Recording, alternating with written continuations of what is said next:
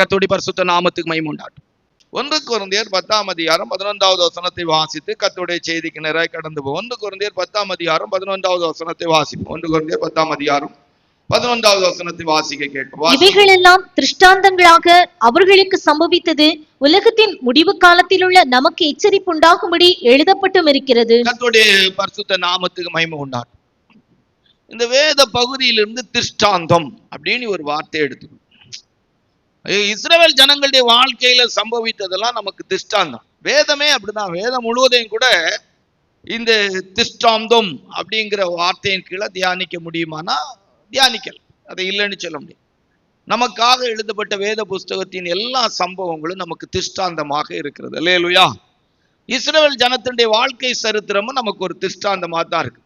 எகிப்தின் அடிமைத்தனத்தில் இருந்த இஸ்ரவேல் ஜனங்களை கர்த்தர் விடுதலையாக்கி கானானுக்கு நேராக நடத்தி ஆண்டவருடைய கிருபையினாலே அந்த ஜனங்கள் கானானுக்கு போகிற வழியிலே அழிக்கப்பட்டு அதுல இருந்து ஒரு புது ஜெனரேஷனை ஆண்டவர் பாலும் தேனும் ஓடுகிற கானான் தேசத்துக்கு கொண்டு போய் சேர்த்தார். அவருடைய வாழ்க்கை சரித்திரங்கள் எல்லாம் நமக்கு ஒரு திருஷ்டாந்தமாக காணப்படுகிறது. ஆவிக்குரிய தெய்வ பிள்ளைகளுடைய லைஃப்லும் கூட நம்முடைய ஜீவியத்திலே இந்த உலக வாழ்க்கையில வேத புஸ்தகத்தை வாசிக்கும் போது ஒரு திருஷ்டாந்த புஸ்தகமாக நமக்கு ஒரு எச்சரிப்புக்கு ஏதுவான புஸ்தகம். அதாவது ஆசீர்வாதத்துக்கு எடுத்துக்கொள்ளலாம், எதுக்கு எடுத்துக்கொள்ளலாம். அது ஒரு திருஷ்டாந்தமான புஸ்தகம். அல்லேலூயா.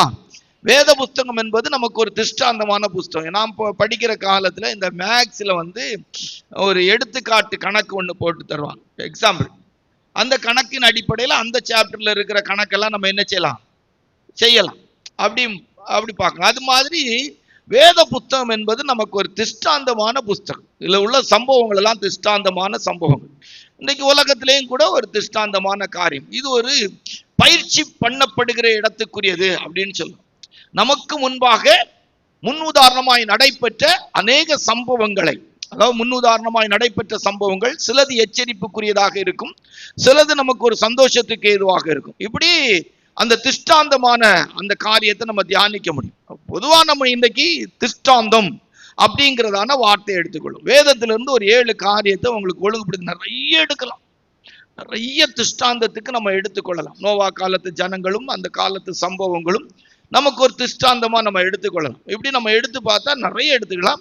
ஆனா இன்றைக்கு இந்த கால வேளையிலே ஆண்டோடைய கிருபையினால எனக்கு உணர்த்தப்பட்டதான ஒரு சில காரியங்களை ஒரு 7 குறிப்பாய் உங்களுக்கு பகுத்திருக்கிறோம். அதை பேசும்போது நீங்கள் புரிந்து கொண்டால் நலமாக இருக்கும். நல்லா கவனிச்சு கொள்ளுங்க. திருஷ்டாந்தம், அதனால வேதத்துல இருந்தா எடுப்போம். அதை விளக்கி சொல்றதுல ஒருவேளை என்னுடைய கருத்துக்கள் கூட வரும். கர்த்தருடைய பரிசுத்த நாமத்து மகிமைப்படும். முதலாவதாக கீழ்ப்படியாமைக்கு திருஷ்டாந்தம். முதல் குறிப்புக்கு நம்ம எடுத்துக்கொண்டது கீழ்ப்படியாமைக்கு திருஷ்டாந்தம். எல்லாம் ஒண்ணுக்கு ஒண்ணு தொடர்புடையதா தான் பேசும். 7 குறிப்பா எடுத்திருப்போம். ஆனா ஒரு குறிப்புக்கு ஒரு குறிப்பு நல்ல தொடர்புகள் இருக்கும். சில குறிப்பு மட்டும்தான் தனித்து நிற்கும். மீது எல்லா குறிப்புகளும் ஒன்றோடு ஒன்று இசைந்து போகிறதாக இருக்கும். அதனால திருஷ்டாந்தம் அப்படிங்கிறதுக்கு முதல்ல கீழ்ப்படியாமைக்கு திருஷ்டாந்தமா சிலரை நம்ம எடுக்க போறோம். நம்முடைய ஸ்பிரிச்சுவல் லைஃப்லையும் கூட நாம அப்படி கீழ்ப்படியாமைக்கு திருஷ்டாந்தங்களாய் இருக்கிற அந்த அவர்களை போல நம்முடைய ஜீவியம் இருக்கிறதா அப்படின்னு சொல்லி ஆராய்ந்து பார்க்கணும். முதல்ல பார்த்தீங்கன்னா யோனாவுடைய புஸ்தகத்தை எடுத்து பார்த்தா 1ஆம் அதிகாரம் 23 இல்ல 1ஆம் அதிகாரம் 2, 3, 4 வாசிக்கும் போது, யோனாவுடைய புஸ்தகம் 1ஆம் அதிகாரம் 2, 3, 4 வாசிக்கும் போது வாசிங்க. நீ எழுந்து மகாநகரமாகிய நினிவேக்கு போய் அதற்கு விரோதமாக பிரசங்கி, அவர்களுடைய அக்கிரமம் என் சமூகத்தில் வந்து எட்டினது என்றார். அப்பொழுது யோனா கர்த்தருடைய சமூகத்தினின்று விலகி தர்ஷீசுக்கு ஓடி போகும்படி எழுந்து யோப்பாவுக்கு போய் தர்ஷீசுக்கு போகிற ஒரு கப்பலை கண்டு கூலி கொடுத்து தான் கர்த்தருடைய சமூகத்தினின்று விலகும்படி அவர்களோட தர்ஷீசுக்கு போக கப்பல் ஏறினான். கர்த்தர் சமுத்திரத்தின் மேல் பெருங்காற்றை வரவிட்டார். அதனால் கடலிலே கப்பல் உடையும் என்று நினைக்கத்தக்க பெரிய கொந்தளிப்பு உண்டாயிற்று. இப்ப என்ன திருஷ்டாந்தமான முதல் சம்பவத்துல கீழ்ப்படியாமைக்குரிய ஒரு திருஷ்டாந்தம். நீ என்ன எங்க போய் நினிவேக்கு போ அப்படிங்கிற இடத்துக்கு அவன் போகாதது ஒரு பெரிய திருஷ்டாந்தமா நமக்கு அமைஞ்சிட்டு. என்ன நடந்துச்சு? வழியை மாற்றி அவன் தர்ஷீசுக்கு போறதுக்கு கப்பல் ஏறிட்டார். அவன் போன பாதையில நடக்கிற சம்பவம் நமக்கு ஒரு திருஷ்டாந்தம். புதிய ஏற்பாட்டு காலத்துல ஏறக்குறைய ஆண்டோடைய வருகைக்கு ஏதுவாய் காத்துக்கிட்டு இருக்கிறோம். வருகை எப்போ வேணாலும் இருக்கலாம். ஆனா வருகை தாமதிக்குமானா நம்ம ஆண்டோட்ட போய் சேர்றதுக்கு ரெடி ஆகும். சரியா? இப்போ இந்த பாதையில ஆண்டவர் சொல்றாரு யோனா கிட்ட, நீ நினிவேக்கு போ. நினிவேக்கு போக வேண்டியவன் தேவனுடைய சமூகத்தை விட்டு விலகி தர்ஷீசுக்கு போகிறான். போங்கிற இடத்துக்கு போகாமல் போகக்கூடாத இடத்துக்கு போகிறதுக்கு அவன் பிரயாணப்பட்டான். ஓகே, எல்லாம் கரெக்ட் ஆயிடுச்சு. ஆனா பயணம் அவனுக்கு ரொம்ப பெரிய ஆபத்துக்குரியதாய் மாற்றப்படுகிறது. இப்ப இந்த இடத்துல திஷ்டாந்தமான காரியமா நம்ம சிந்திக்க வேண்டியது கீழ்ப்படியாமையின் அனுபவத்தின் சிஷ்டாந்தம். அப்படிங்கும் போது கடந்த காலங்களிலும் சரி, நிகழ்காலத்திலும் சரி, வருங்காலத்திலும் சரி, கர்த்தர் நம்மளை போ அப்படிங்கிற இடத்துக்கு போகாம இருந்தால் அது நமக்கு ஒரு வேளை வேதனைக்குரியதாக இருக்கும். பெரிய காற்றை கட்டளையிட்டா சமுத்திரத்துல பெரிய கொந்தளிப்பு உண்டாயிட்டு கப்பல் உடையும் என்கிற இடத்துக்குள்ள சூழ்நிலை ஏற்பட்டு விட்டது. இப்போ லைஃபை ஆராய்ந்து பார்க்கணும். கடந்த காலங்களிலே நம்முடைய ஜீவியத்துல கர்த்தர் நம்மளை போ அப்படின்னு சொல்லி நம்மளை செய்ய சொன்ன காரியத்தை செய்யாததுனால நம்முடைய ஜீவியத்திலே, நம்முடைய குடும்பத்திலே சில விதமான புயல் காற்றுகளும் கொந்தளிப்புகளும் நம்முடைய குடும்பம் ஆசீர்வதிக்கப்பட முடியாத நிலவரத்திலே, வேதனைப்படுகிற விதத்திலே, துக்கப்படுகிற விதத்திலே, பயப்படுகிற விதத்திலே, திகில் கொள்ளுகிற விதத்திலே, நம்முடைய வாழ்க்கையில கலக்கம் அடைகிற விதத்திலே சம்பவங்கள் சம்பவித்துக் கொண்டிருக்கிறதா என்பதை ஆராய்ந்து பார்க்க வேண்டும். சமுத்திரத்திலிருந்து அந்த கப்பலும் கப்பலுக்குள்ள இருந்தவர்களும் மிகவும் பயப்பட வேண்டிய நிலவரத்திலே சூழ்நிலைகள் எல்லாம் மாற்றப்பட்டது. காரணம் கீழ்ப்படியாமைக்குரிய திஷ்டாந்தத்துக்குரிய யோனாவின் வாழ்க்கை தான் அதற்கு காரணமாயிருந்தது. ஆகையால் ஆவிக்குரிய தெய்வ பிள்ளைகளுடைய லைஃப்ல இந்த விஷயத்தை குறித்து ரொம்ப கவனமாய், ரொம்ப ஜாக்கிரதையா இருக்கணும். தனிப்பட்ட வாழ்க்கையில ஒரு தேவனுடைய பிள்ளை தேவனால் நடத்தப்படுகிற இடத்துல இருக்கணும். போ அப்படின்னு சொல்ற இடத்துக்கு போகாம இருந்தோமா, செய் அப்படின்னு சொன்ன காரியத்தை செய்யாம இருந்தோமா அப்படிங்கிறத ஆராய்ந்து பார்க்கணும். அல்லேலூயா. போ அப்படின்னாரு, போகக்கூடாத இடத்துக்கு. அதனால்தான் சில நேரங்களில் கர்த்தருடைய பிள்ளைகளுக்கு நாங்க சொல்லுவோம், போகக்கூடாத இடத்துல போகாத. பந்தியோடு சேர்ந்த கண்டும் கூடுவாரோடு கூடிட்டினா அவன் வாழ்க்கை நாசம் ஆயிரும், முடிஞ்சு. நான் இப்போ அதெல்லாம் முன்னாலெல்லாம் தடுப்பேன். தெய்வ பிள்ளைகளை கொஞ்சம் கவனமா இருங்கன்னு எச்சரிப்பு கொடுப்பேன். இப்பெல்லாம் அப்படி கிடையாது, நல்லா சொல்லியாச்சு. அதனால சரி, சிஸ்டர்ஸே சொல்லுவாங்க, இப்படி ஆக விட்டுருங்க, பாதில் போட்டு போறது அப்படி போயிரட்டு. அடிபட்டு தான் வரணும்னா நம்ம ஒண்ணுமே செய்ய முடியாது, பட்டுதான் வரணும். தேவையில்லாத இடத்துக்கு போகாத, தேவையில்லாதவரோட ஐக்கியம் வைக்காத, தேவையில்லாத இடத்துல உட்கார்ந்து ரொம்ப நேரம் பேசாத, பேச்சு கொடுக்காத, செய்யாத அப்படின்னா கேட்க மாட்டாங்க, போக மாட்டாங்க. உலகத்தாட்ட போய் உட்கார்ந்து அழுதுகிட்டு இருப்பாங்க, ஒரு பிரயோஜனம் இருக்காது. தெய்வ சமூகத்துல அழுகிறதுக்கு தெரியாது, கர்த்தருடைய சமூகத்துல இருக்க தெரியாது. யாரையோ போய் அழுவாங்க, அவங்களே பெரிய பிரச்சனையோடு இருப்பாங்க. இவங்க போய் பெருசா அழுதுகிட்டு இருப்பாங்க. இவங்க பெந்தகோஸ்தே கோயிலுக்கு போறவங்களா இருப்பாங்க. பெந்தகோஸ்தே கோயிலுக்கு இவங்களுக்கு சம்பந்தமே இருக்கா? பெந்தகோஸ்தே கோயில் ஆண்டவருக்கு இவங்களுக்கு சம்பந்தமே இருக்காது. அந்நிய ஜனமா, புரோஜாதிய ஜனமா இருக்கிறப்பாங்க. அவங்கள்ட்ட போய் உட்கார்ந்து அழுதுகிட்டு இருப்பாங்க. அவங்களுக்கு சுவிசேஷம் அறிவிக்க வேண்டிய இவங்க அவங்கள்ட்ட போய் அழுதுகிட்டு இருப்பாங்க. என் வாழ்க்கை இப்படி ஆக்கும் இருக்கு, பிரச்சனையா இருக்கு, கஷ்டமா இருக்குது. எத்தனை வருஷம் விசுவாசின்னா 30 வருஷம் விசுவாசி, 20 வருஷம் விசுவாசி, 25 வருஷம் விசுவாசிம்பாங்க. இப்ப காரணம் என்ன அப்படின்னா அதான் அங்க அப்படிதான் நடந்துச்சு. கப்பல் அப்படிதான் நடந்துச்சு, பிரச்சனை ஆயிடுச்சு. நம்ம வாழ்க்கையை கவனிச்சு பார்க்கணும். அவன் சொல்றான், என்ன தூக்கி கடல்ல போட்டு, போகக்கூடாத இடத்துல, இருக்கக்கூடாத இடத்துல நம்ம இருந்துட்டோமானா அங்க பிரச்சனை வந்துடும். அப்ப கீழ்ப்படியாமையுடைய திஷ்டாந்தத்துல யோனாவை முதல்ல கொண்டு வரோம். போனாங்க, போக வேண்டிய இடத்துக்கு போகல. ஆவிக்குரிய தெய்வ பிள்ளைகள் ரொம்ப கவனமா இருக்கும். நல்லா இந்த நாட்கள்ல மனம் விட்டு சொன்னா, உண்மையிலே சொன்ன போற ஒரு சபை கூட நீங்க எந்த சபைக்கு போகணும் அப்படிங்கிறத ஜெபம் பண்ணி கண்டுபிடிச்சு போறதுல தப்பே கிடையாது. நம்ம சபை அப்படியெல்லாம் கிடையவே கிடையாது. சும்மா குழப்பமாலாம் இருக்கவே கூடாது. நம்ம ஜெபம் பண்ணி ஆண்டோடைய கிருபையினால எந்த சபைக்கு நான் போன ஆண்டவரே அப்படின்னு கேட்டு ஆவியானுடைய ஆலோசனையின்படி நடத்திப்பின்படி போகிறதுல எந்த விதமான தவறும் கிடையாது. அதான் உண்மை. நிறைய விஷயங்களை நாங்க எங்க ஊழியக்காரங்க நம்ம நடத்துற சபை, நம்ம ஊழியம் அப்படின்னு சொல்லி நிறைய நேரத்துல நாங்க உண்மையிலே உங்களை ரொம்ப வஞ்சிக்கிறோம்னு தான் சொல்ல முடியும். அப்படியெல்லாம் இருக்கக்கூடாது. ஒரு தெய்வ பிள்ளை, ஒரு விசுவாசி கூட நல்லா ஜெபம் பண்ணி நல்ல ஒரு வளர்ச்சி வரும் வரைக்கும் கூட பரவாயில்ல. ஒரு வளர்ச்சிக்கு மேல அவங்க இருக்கிற சபை அவங்களுக்கு மன கஷ்டத்துக்கு, வருத்தத்துக்கு, வேதனைக்கு ஏதுவா இருக்குமானா ஜெபம் பண்ணி நான் எந்த சபைக்கு போகலாம் அப்படிங்கிறத கேட்டு ஆவியானோர் சொல்ற சபைக்கு போகிறதுல எந்த விதமான தவறும் கிடையாது. அல்லேலூயா. ரொம்ப நல்லது. அதுல என்ன தப்பு இருக்குங்கிற? நீங்க இந்த சபைக்கு வரும்போது உங்களுக்கு ஒரு தெளிவு இருக்கணும். கர்த்தர் தான் என்ன போச்சொன்னதுனால போகிறேன், கர்த்தர் தான் இந்த இடத்துல இருக்க சொல்றதுனால இருக்கிறேன். யோனா தன்னுடைய வழியை மாற்றி அவன் வழியில போனாரு. அதனால அவருடைய வாழ்க்கையில அவர் பெரிய வேதனைக்குரிய இடத்துல வந்தாங்க. கர்த்தருடைய பரிசுத்த நாமத்துக்கு மகிமை உண்டாகட்டும். இன்றைக்கும் இந்த காலை ஆராதனையிலே கீழ்ப்படியாமையின் சிஷ்டாந்தத்துக்கு யோனாவை எடுக்கிறோம். நம்ம இந்த இடத்துல இருக்கிறோமா அப்படிங்கிறத பார்க்கணும். இந்த இடத்துல இல்லாத ஒவ்வொரு தெய்வ பிள்ளைகளும் யோனாவின் வாழ்க்கை சரித்திரத்தை எடுத்து வச்சுக்கணும். நானும் என் லைஃப்ல ஆண்டவர் போ நீ சொல்ற இடத்துக்கு போகாம மாற்று இடத்துக்கு நான் போனா என் வாழ்க்கை, என் குடும்பம், என்னுடைய வாழ்க்கையில நான் ஒரு வேதனைப்படுகிற இடத்துல, கலக்கமடைகிற இடத்துல இருக்கும் அப்படிங்கிறத பார்க்கணும். அல்லேலூயா. ஆமா, கப்பலை காப்பாற்ற நினைச்சாங்க, கப்பலை காப்பாற்ற முடியாது. யோனா தூக்கி கடல்ல போட்டாதான் சமுத்திரத்தில் என்ன உண்டாகும்? அமைதி உண்டாகும். அதனால நம்முடைய லைஃப்லையும் தேவன் போன்னு சொல்றதுக்கு மாறான எண்ணங்கள், சிந்தனைகள், வாஞ்சைகள், விருப்பங்கள் இருக்குமானால் நம்முடைய வாழ்க்கை கொந்தளிக்கிற வாழ்க்கையா தான் இருக்கும். மனுஷனுக்கு செம்மையாய் தோன்றுகிற வழி உண்டு, முடிவு மரணம். அல்லேலூயா. அதனால சின்ன பெரிய எல்லா விஷயத்திலும் சரி, ஒரு பிள்ளையை படிக்கிற வைக்கிற விஷயத்திலும் சரி, பிள்ளையை வளர்க்கிற விஷயத்திலும் சரி, பிள்ளைகளை கண்டிக்கிற விஷயத்திலும் சரி, பிள்ளைகளுக்கு ஆலோசனை சொல்ற விஷயத்திலும் சரி, சபையை நடத்துற விஷயத்திலும் சரி, ரொம்ப கவனமா இருக்கணும். கர்த்தருடைய ஊழியக்காரனா ரொம்ப கவனமா இருக்கணும், ரொம்ப கவனமா இருக்கணும். ஆத்மாக்கள் அப்படியெல்லாம் யோசிக்கவே கூடாது. ஒவ்வொரு காலங்களிலும் தேவன் போ அப்படிங்கிற இடத்துக்கு அவன் போகாததுனால ஒரு கொந்தளிப்பும் சூறாவளி காற்றும் உண்டாயிருந்தது. அல்லேலூயா. அந்த இடத்துல அடுத்தது என்ன ஒரு நபரை கொண்டு வா, கீழ்ப்படியாம வேண்டிய அந்த இது அந்த அனுபவத்துக்கு.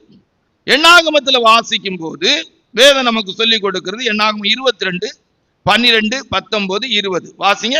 அதற்கு தேவன் 22, 12, 19, 20 வாசிங்க. அதற்கு தேவன் பிலேயாமை நோக்கி, நீ அவர்களோட போக வேண்டாம், நீ அவர்களோட போக வேண்டாம், நீ அவர்களோட போக வேண்டாம், போக வேண்டாம், அந்த ஜனங்களை சபிக்கவும் வேண்டாம், அந்த ஜனங்களை சபிக்கவும் வேண்டாம், சபிக்கவும் வேண்டாம்.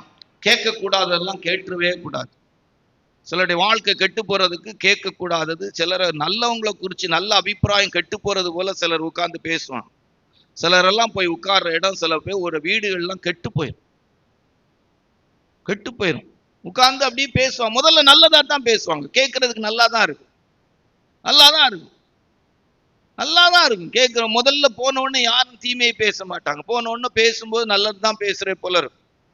ஆண்டவர் சொல்றார், போகாதே போ அப்படின்னா மாத்தினா, இவன் போகாதேன்னா போன. பிள்ளையாம்ட்ட என்ன சொன்னாங்க ஆண்டவர்? போகாதே.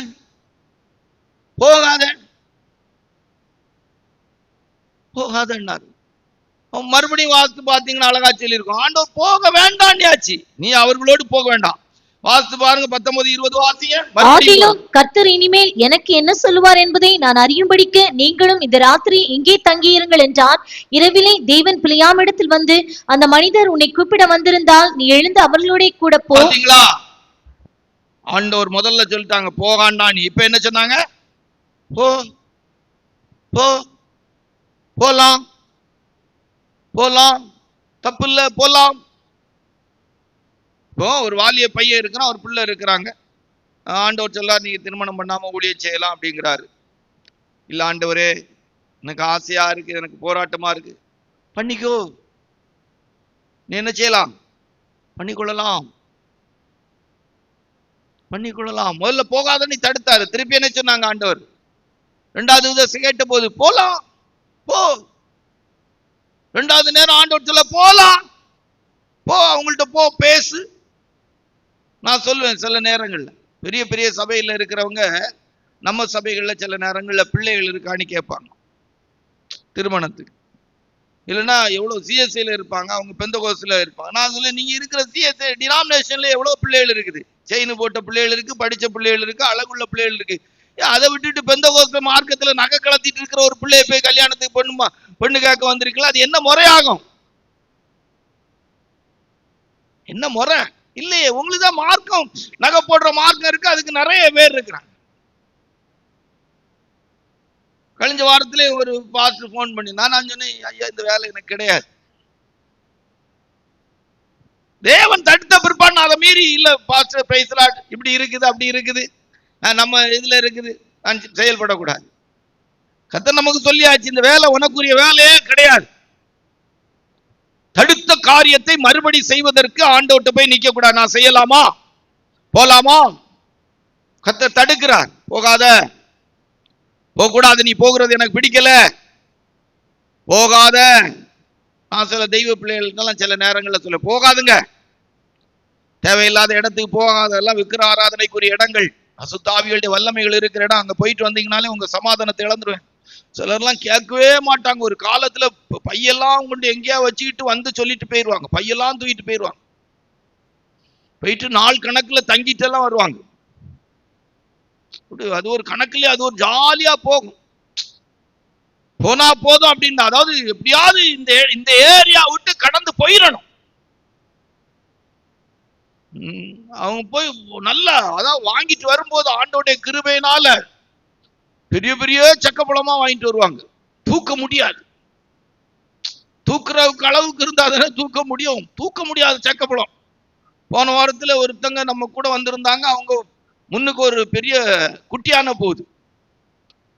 அதுல வச்சிருந்தது சாக்கு கட்டு. இவங்க சொல்றாங்க சக்கப்பழம் சீசனோன்னு சொல்லி சாக்கு கட்டு சக்கப்பழமாய் தெரிஞ்சிருக்கு. இப்படி சிலருக்கு அப்படிதான் கண்ணுக்கு தெரியும், மாற்றமா தெரியும். பிள்ளையாமுக்கு அப்படிதான் தெரியுது. உங்களுடைய என்ன எதுவும் வேண்டாம் அப்படிங்கிற. ஆனா அவன் வேதம் சொல்லுது கூலிக்காக அப்படின்னு சொல்லிருக்கு. நம்ம வாழ்க்கையில அப்படிதான் ஏமாந்துரும். சில நேரங்கள்ல ரொம்ப கவனமா இருக்கணும், ரொம்ப கவனமா இருக்கணும். போகாத.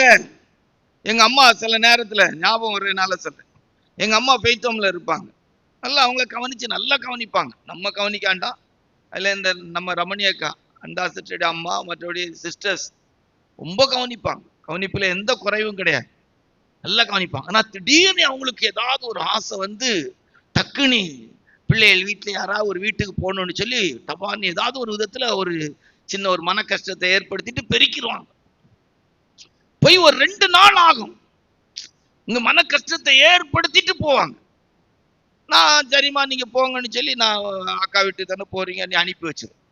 எனக்கு இந்த மாதிரிப்பட்ட இதுல உங்களுக்கு எனக்கு ஒன்றும் தெரியும் தானே. விட்டு பிடிக்கிறது எனக்கு ரொம்ப பிடிக்கும். அதாவது என்ன சொல்லலாம், அதனால அவங்க அதை நான் ரொம்ப ஆசைப்படுவேன். இது வந்து சின்ன வயசுல இருந்தே சொல்லுவேன். கேட்கலன்னா எனக்கு என்ன இருக்குன்னா, சரி அவங்க படுற கஷ்டத்தை பார்த்து தப்பா எடுத்துட்டாங்க. எனக்கு ஒரு சின்ன ஒரு ஜஸ்டைல் ஒரு சந்தோஷம். அதாவது நம்ம சொன்னதை கேட்கல. அது நான் வந்து ஒருவேளை எப்படி பழகணும்னு தெரியும். எங்க வீடுல சொல்லுவாங்க வெளியே போகாதம்பாங்க. நான் அதை மீறி போகும்போது நடத்தட்டும். நான் சொன்ன எல்லாம் கேட்கலையான்னு சொல்லுவாங்க. அது மாதிரி மெதுவா போம்பாங்க. நம்ம ஓடி போவோம். அப்ப கீழே விழுந்தோடனே என்ன மக்கா எடுத்தா ரூபா எது எடுத்தியா கொண்டு வாம்பாங்க. இப்படி பழகுனதுனாலே என்னன்னு தெரியாது. நான் சொல்லுவேன் சிஸ்டர்ஸ்டே இப்பவும் கூட சொல்லுவேன். சில நேரங்கள்ல வேண்டாம அல்ல அவங்க வந்து விருப்பப்பட்டு அப்படி வருவாங்க. போயிருங்க போங்க போங்க போங்க போங்க உற்சாகப்படுத்த. திருப்பி வந்து அவங்கள இருத்த மாட்டேன், உற்சாகப்படுத்த. போங்க போயிட்டு வாங்க நீங்க அப்படின்ப. இப்ப கொஞ்சம் இது செய்வாங்க. நீங்க உங்களுக்கு இது செய்யல நடத்திப்பு இல்லைல்ல அப்படிதான். இல்லை அப்படியெல்லாம் ஒண்ணு இல்லை, இதுல எல்லாம் ஒரு நடத்திப்பா. ஏன்னா எனக்கு வந்து நம்ம சொன்ன முதல் வார்த்தைக்கு 2வது வார்த்தைக்கு இருக்கிற அந்த வித்தியாசத்தை பாக்குறதுக்கு விரும்பும். எப்படி எப்படி அதான் ஆண்டவர் பாருங்க, போகாதே அப்படின்ட்டாருங்க. அடுத்தது என்ன சொன்னா, போப்பா போப்பா. அவருக்கு ஒரு ரசனை. யாருக்கு? நம்ம ஆண்டவருக்கும் ஒரு ரசனை. சரி போ சொல்லலாம் என்ன நடக்குன்னு சொல்லி பார்த்தோம். போயிட்டான் வந்து. ஆனா பைபிள் சொல்லுது, என்னாகமத்துல வாசிக்கும் போது நீதிமான் மடிவது போல. என்னாகமம் 23:10 வாசித்தீங்கன்னா, நீதிமான் மரிப்பது போல் நான் மரிப்பேனாக. வாசிங்க. யாக்கோபின் தூளை எண்ணத்தக்கவன் யார்? இஸ்ரவேலின் காற்பங்கை எண்ணுகிறவன் யார்? நீதிமான் மரிப்பது போல் நான் மரிப்பேனாக. நீதிமான் மரிப்பது போல் நான் மரிப்பேன். போகாதன்னு தடுத்தாங்க. தடுத்ததை மீறி அவன் போனான். அவன் சொல்றான், விரும்புறான் நீதிமான். அவன் சொன்ன தீர்க்க தரிசனம் எல்லாம் சாதாரண தீர்க்க தரிசனம் கிடையாதுங்க. எனக்கு பிலேயாம் ப்ராபசி ரொம்ப பிடிக்கும். ரொம்ப பிடிக்கும்னா ரொம்ப பிடிக்கும். ஆண்டவரா ஏசப்பாவுடைய பிறப்பை குறிச்சு வரைக்கும் சொன்னாங்க. இன்றைக்கு இருக்கிற இஸ்ரவேல் ஜனத்தினுடைய அறிவு ஞானத்தை குறிச்சு அன்றைக்கே சொன்னார். அல்லேலூயா. அப்படி எனக்கு நீங்க எப்படி வேணா எடுத்துடுங்க. நான் பிள்ளையாம குறிச்சு இப்படி பேசினாலும் பிள்ளையாம் மூலம் தேவன் பேசின வார்த்தைகள் அவ்வளவு நல்ல வார்த்தைகள். நீதிமான் மரிப்பது போல மரிப்பேனாக. எப்படி மரிச்சார் தெரியுமா? என்னாகும் 39ஆம் அதிகாரத்துல வாசித்து பாத்தீங்கன்னா 22வது 8வது வசனம். என்னாகும் 31:8 வாசிங்க. அவர்களை கொன்று போட்டதுமன்றி மீதியானியரின் 5 ராஜாக்களாகிய ஏவி, ரேக்கேம், சூர், ஊர், ரேபா என்பவர்களையும் கொன்று போட்டார்கள். பேயோரின் குமாரனாகிய பிலேயாமையும் பட்டயத்தினாலே கொன்று போட்டார்கள். திருஷ்டாந்தம் அப்படிங்கிற பகுதியில முதல் குறிப்புல தான் நிக்கிறோம். கீழ்ப்படியாமைக்குரிய திருஷ்டாந்தத்துல தடுத்தார். போகாத. யோனாவை பார்த்து சொன்னாங்க போ, அவன் போகாம போனான். இவனை பார்த்து சொன்னாரு போகாத, நீ போகாத, நீ ஏன் தீர்க்கதரிசி, நீ ஏன் ஊழியக்காரன், போகாத. போனான். போகாத அப்படின்னு பிற்பாடு போனான். சில நேரங்கள் நம்ம கிட்ட கூட ஆண்டவர் சொல்லுவார், சிலர்கிட்ட பழகாத, பேசாத, தொடர்பு வைக்காதன்னு சொல்லுவார். அதை மீறி மார்க்கத்தில் வீழ்ச்சி அடைந்த எண்ணி முடியாத ஊழியர்களுடைய வீழ்ச்சிக்கெல்லாம் காரணம் தேவன் தடுத்த அந்த தடையை மீறி அவருடைய பழக்க வழக்கங்கள், பேச்சுகள், செயல்கள் எல்லாவற்றிலும் செயல்பட்டதுதான் காரணம். பட்டயத்தினால் கொண்டு போட்டார்கள். யோசுவாவுடைய புஸ்தகத்தில் வாசிக்கும் போது 13ஆம் அதிகாரம் 22வது வசனத்திலே, யோசுவாவுடைய புஸ்தகம் 13ஆம் அதிகாரம் 22வது வசனத்தை வாசிக்கும் போது, வாசிங்கள். இஸ்ரவேல் புத்திரர் வெட்டின மற்றவர்களோடும் கூட பெயோரின் குமாரனாகிய பாலாம் என்னும் குறி சொல்லுகிறவனையும் பட்டயத்தினால் வெட்டி போட்டார்கள். தீர்க்கதரிசி கடைசியில் என்னன்னா குறி சொல்லக்கூடிய பேருங்கிற ஆயிடுச்சு. நல்ல தீர்க்க தரிசனம் சொல்லக்கூடிய திருபோலம், அவன் குறி சொல்லுகிறான்னு சொல்லி சேர்த்தான். போச்சா, முடிஞ்சா? இப்ப நம்முடைய லைஃப்ல கவனிச்சு பார்க்கணும். கீழ்ப்படியாமையின்றி அந்த திஷ்டாந்தத்துல 2வது நம்ம இவரை கொண்டு வரோம், அடுத்து ஒரு நபரை கொண்டு வரும். சரியா? யாரு அப்படின்னு சொல்லி பார்த்தா அப்போஸ்தலர் நடபடிகள் 27ஆம் அதிகாரம், அப்போஸ்தலர் நடபடிகள் 27 9-10 வாசித்தா. 9-10 வாசித்தா. வாசிய 9-10 வாசியா. வெகு காலம் சென்று உபவாச நாளும் கழிந்து போனபடியினாலே இனி கப்பல் யாத்திரை செய்கிறது மோசத்திற்கு ஏதுவாய் இருக்கும் என்று பவுல் அவர்களை நோக்கி, மனுஷரே, இந்த யாத்திரையினாலே சரக்குக்கும் கப்பலுக்கும் மாத்திரமல்ல நம்முடைய ஜீவனுக்கும் வருத்தமும் மிகுந்த சேதமும் உண்டாயிருக்கும் என்று காண்கிறேன் என்று சொல்லி அவர்களை எச்சரித்தார். இப்ப என்ன சொன்னாங்க? 100க்கு அதிபதி கப்பல் தலைவர் மாலுமியை பார்த்து எச்சரித்தார். ஐயா, இந்த இடத்தை விட்டு நம்ம பிரயாணம் பண்ணாண்டா, இந்த பயணம் நமக்கு ரொம்ப வேதனைக்கு ஏதுவா இருக்கும், நமக்கு மாத்திரமல்ல கப்பலுக்கும் வேதனையா சேதம் உண்டாக்கும் அப்படின்னு சொன்னாங்க. அதுக்கு அடுத்த வசனத்தை வாசித்து பார்த்தீங்க, எச்சரித்தாராம். இன்னைக்கு அப்படிதான் சபையை நாங்க எச்சரிக்கிறது சிலருக்கு பிடிக்க, போகல, தடுத்தாங்க, அவன் போயிட்டான். இங்க எச்சரித்தாங்க, என்ன நடந்துச்சு? சில நேரங்கள்ல சபை ஜனங்களுக்கு எல்லாம் அப்படிதான், அவங்க சுதந்திரத்துக்கு விடலைன்னா அவங்களுக்கு பயங்கர கோவம் வருது. என்னெல்லாம் நீங்க நடத்தக்கூடாதுன்னு ஈஸியா சொல்லிடுவாங்க. எனக்கு சுதந்திரம் தரல அப்படிம்பாங்க. இங்க நல்லா சொல்லியிருக்கு. ஒரு கைதி லிஸ்ட்ல உள்ளவங்க யார்? அப்போஸ்தலனாகிய பவுல் யாருடைய லிஸ்ட்ல உள்ளவங்க? கைதி லிஸ்ட்ல உள்ளவங்க. ஆனா அவர் தேவனுடைய மனுஷன். அவர் சொல்றாரு போகாண்டா அப்படின்னு எச்சரித்தார். இதுல அழகா சொல்லியிருக்கு பாருங்க, எச்சரித்தார். என்ன செய்தாங்களா? எச்சரித்தார். என்ன நடந்துச்சு? அடுத்த வசனத்தை வாசிய. 11-12 வாசிய. 100க்கு அதிபதி பவுலினால் சொல்லப்பட்டவர்களை பார்க்கிலும் மாலுமியையும் 100க்கு அதிபதி பவுலினால் சொல்லப்பட்ட எச்சரிப்பின் சத்தத்தை பார்க்கிலும் மாலுமியையும் கப்பல் எஜமானையும் அதிகமாய் நம்பினான். அந்த துறைமுகம் மழைக்காலத்திலே தங்குவதற்கு வசதியாயிராதபடியினால். எதனாலயா பயணத்தை ஆரம்பிச்சதுக்கு காரணம் என்ன? வசதி இல்ல, அடிப்படை வசதிகள் இல்லாத ஒரு துறைமுகம் அமைஞ்சிட்டு. ஆனா அப்போஸ்தலனாகிய பவுல் அவர்கள் சொல்ல, துறைமுகம் வசதி இல்லாட்டாலும் பரவாயில்லை, நாம எங்க இருந்துரும்? இதுல இருந்துரும். வசதிக்கேற்ற துறைமுகத்தை நாடி போயிட வேண்டாம். இன்றைக்கு நாங்க பிரசங்கத்தில் அநேக நேரத்தில் சொல்லுவோம், எதுக்கு கடந்த காலம், இப்போ நல்ல திருந்துறவங்க வாழ்க்கையில உள்ளதை கூட பழைய காலத்துல எடுத்து சொல்றது இப்போ உள்ளவங்க, இப்போ அவங்களுக்கு இல்ல, மற்ற இருக்கிற ஜனங்களுக்கு எச்சரிப்பு, இந்த வார்த்தையை கேட்கிறவங்களுக்கு எச்சரிப்பு. அல்லேலூயா. தாவீதின் வாழ்க்கை சரித்திரம் சரிப்படுத்தப்பட்டு தாவீது பரலோகத்துக்கு போயாச்சு. ஆனா தாவீதின் வாழ்க்கையுடைய வீழ்ச்சி எடுத்து பேசுறது இன்னைக்கு இருக்கிற ஜனம். அது தாவீதுக்கு குத்துறதுக்கு இல்ல, இன்னைக்கு இருக்கிற ஜனம் உணர்வடைவதற்கு. அல்லேலூயா. தெய்வ ஜனங்களுடைய வாழ்க்கையின் கடந்த காலத்தின் சில சம்பவத்தை எடுத்து இன்னைக்கு நம்ம சொல்றோம்னா அதுக்கு காரணம் இருக்கிற மற்றவங்க உணர்வடையணும். இருக்கிறவங்க அன்னைக்கு உள்ளதை மறக்கவே இல்லைன்னா, தாவீதுக்கு வாழ்க்கை சரித்திரம் எங்க பைபிள்ல மறக்கப்பட்டுச்சு? எழுதிதானே வச்சிருக்கு. அல்லேலூயா. கடந்த கால சம்பவங்கள் எல்லாம் சில நேரங்களில் நினைவுபடுத்தப்படும் போது அந்த தெய்வ பிள்ளைகள் உயிரோடு இருந்தா சந்தோஷப்படணும். பரவாயில்லையா, ஆண்டவர் அந்த நாட்கள்ல இருந்ததெல்லாம் மாற்றி இப்ப நம்மள இவ்வளவு அழகா உருவாக்கி வைத்திருக்கிறாரே. அப்போஸ்தலனாகிய பவுல் அவர்கள் எச்சரித்தார், கேட்கல. அடிப்படை வசதிகள் இல்லாததுனால கப்பலை புறப்பட வச்சுட்டாங்க. தென்றல் மெதுவாயிருந்ததுனால் தாங்கள் நினைத்தது கைகூடி வருகிறது என்று நினைத்து கப்பல் மாலுமி, கப்பல் தலைவன் சொன்னதை அதிகமாய் நம்பினான். எவ்வளவு நம்பினானா?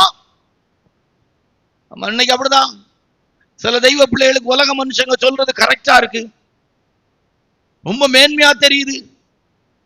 ஊழியக்காரங்க வசனத்தின் அடிப்படையில சொல்றதெல்லாம் தப்பா தெரியுது. நயவசரிப்பான பிரசங்கம் மேன்மையா தெரியுது. பிழைப்புக்காக ஊழியம் செய்யற ஊழியர்களுடைய வார்த்தை மேன்மையா தெரியுது. எந்த பணத்தையும் எந்த பொருளையும் இந்த உலகத்துல இருக்கிற எதையும் முன்னுக்கு வைக்காம எப்படியாயிலும் தேவனுடைய ஜனங்கள் தேவனுடைய சித்தத்தை செய்யணும், பரலோக ராஜ்யத்துக்கு போகணும்னு பிரசங்கிக்கிற வார்த்தை பெருசா தெரியல. அந்த எச்சரிப்பின் சத்தம் காத்துல ஏறல, அது அவர்களுக்கு பிடிக்கல, அது அவர்களுக்கு கஷ்டமா இருக்குது. நூற்றுக்கு அதிபதிக்கு மாலுமியுடைய வார்த்தையும் எஜமானுடைய வார்த்தையும் கப்பல் எஜமானுடைய வார்த்தையும் தான் மேன்மையா தெரிஞ்சது. திஷ்டாந்தம் வாசிங்க, அடுத்த வசனத்தை வாசிங்க. தென்றல் மெதுவாய் அடித்தபடியால் மெதுவாய் இருந்தபடியால் தாங்கள் கோரினது கைகூடி வந்ததென்று நினைத்தது, தாங்கள் விரும்பினது கைகூடி வந்ததென்று கைகூடி வந்தது. அவ்விடம் விட்டு பெயர்ந்து கிரேத்தா தீவுக்கு அருகாக ஓடினார்கள். ஆமா, போகும்போது கப்பல் உடைஞ்சு போச்சு. ஓ, யூரோக்கிலியன் என்கிற ஒரு பயங்கரமான காற்றுல கப்பல் உடைஞ்சு போச்சு. ரொம்ப கவனமா இருக்கணும், ரொம்ப ஞானமா இருக்கணும். கர்த்தர் நமக்கு தர்ற எச்சரிப்பின் சத்தம் எல்லாம் நம்ம மேல வைத்த அன்பின் அடையாளம். அல்லேலூயா. எல்லாரையும் எச்சரிக்க மாட்டாங்க, எல்லாரையும் கூப்பிட்டு எல்லாரும் கண்டிக்க மாட்டாங்க. தேவன் யார் மேல அன்பா இருக்கிறாங்க அவங்களதான் நேசிச்சு ஆண்டவர் எச்சரிக்கிறார். அல்லேலூயா. என்ன ஒரு சந்தர்ப்பத்தை உங்களுக்கு எடுத்து சொல்ல முடியா விரும்புறோம். 1 ராஜாக்கள் 13ஆம் அதிகாரம் 1, 7, 8, 9. 1 ராஜாக்கள் 13ஆம் அதிகாரம் 1, 7, 8, 9 வாசிங்க. யெரொபெயாம் தூபங்காட்ட பலிபீடத்தண்டையிலே நிற்கையில், இதோ தேவனுடைய மனுஷன் ஒருவன் கர்த்தருடைய வார்த்தையின்படியே யூதாவிலிருந்து பெத்தேலுக்கு வந்து, அப்பொழுது ராஜா தேவனுடைய மனுஷனை நோக்கி, நீ என்னோட கூட வீட்டுக்கு வந்து இளைப்பாறு, உனக்கு வெகுமானம் தருவேன் என்றான். தேவனுடைய மனுஷன் ராஜாவை நோக்கி, நீர் எனக்கு உம்முடைய வீட்டில் பாதி கொடுத்தாலும் நான் உம்மோடு வருவதும் இல்லை, இந்த ஸ்தலத்தில் அப்பம் புசிப்பதும் இல்லை, தண்ணீர் குடிப்பதும் இல்லை. ஏனென்றால் நீ அப்பம் புசியாமலும். நல்ல தீர்க்கதரிசி. ஆண்டவர் சொன்னாரு, செய்யாத, நீ போற இடத்துல தண்ணி கூட குடிக்காத, போற பாதையில போகாத, வேற்று பாதையில போற பாதையில திரும்பாத, அங்க தண்ணி குடிக்காத, சாப்பிடாத, நிக்காத, பெருகிரு அப்படின்னு ஆண்டவர் சொன்னார். துன்மார்க்குடைய ஆலோசனை நடவாமலும் பாபிகளுடைய வழியில் இல்லாமலும் பரியாசக்காரர் உட்காரும் இடத்தில் உட்காராமல் இரவும் பகலும் கர்த்தருடைய வேதத்தில் தியானமாய் இருக்கிற மனுஷன் பாக்கியவான். அதனுடைய அர்த்தம் என்ன? தேவன் சொன்ன வார்த்தையின்படி செய்கிற மனுஷன் பாக்கியவான். ஒரு கலட்டு தீர்க்கதரிசி, போய் தீர்க்கதரிசி வந்து ஏமாத்தி கூட்டு போய் சாப்பாடு கொடுத்தான், வழியிலே செத்து போயிட்டு.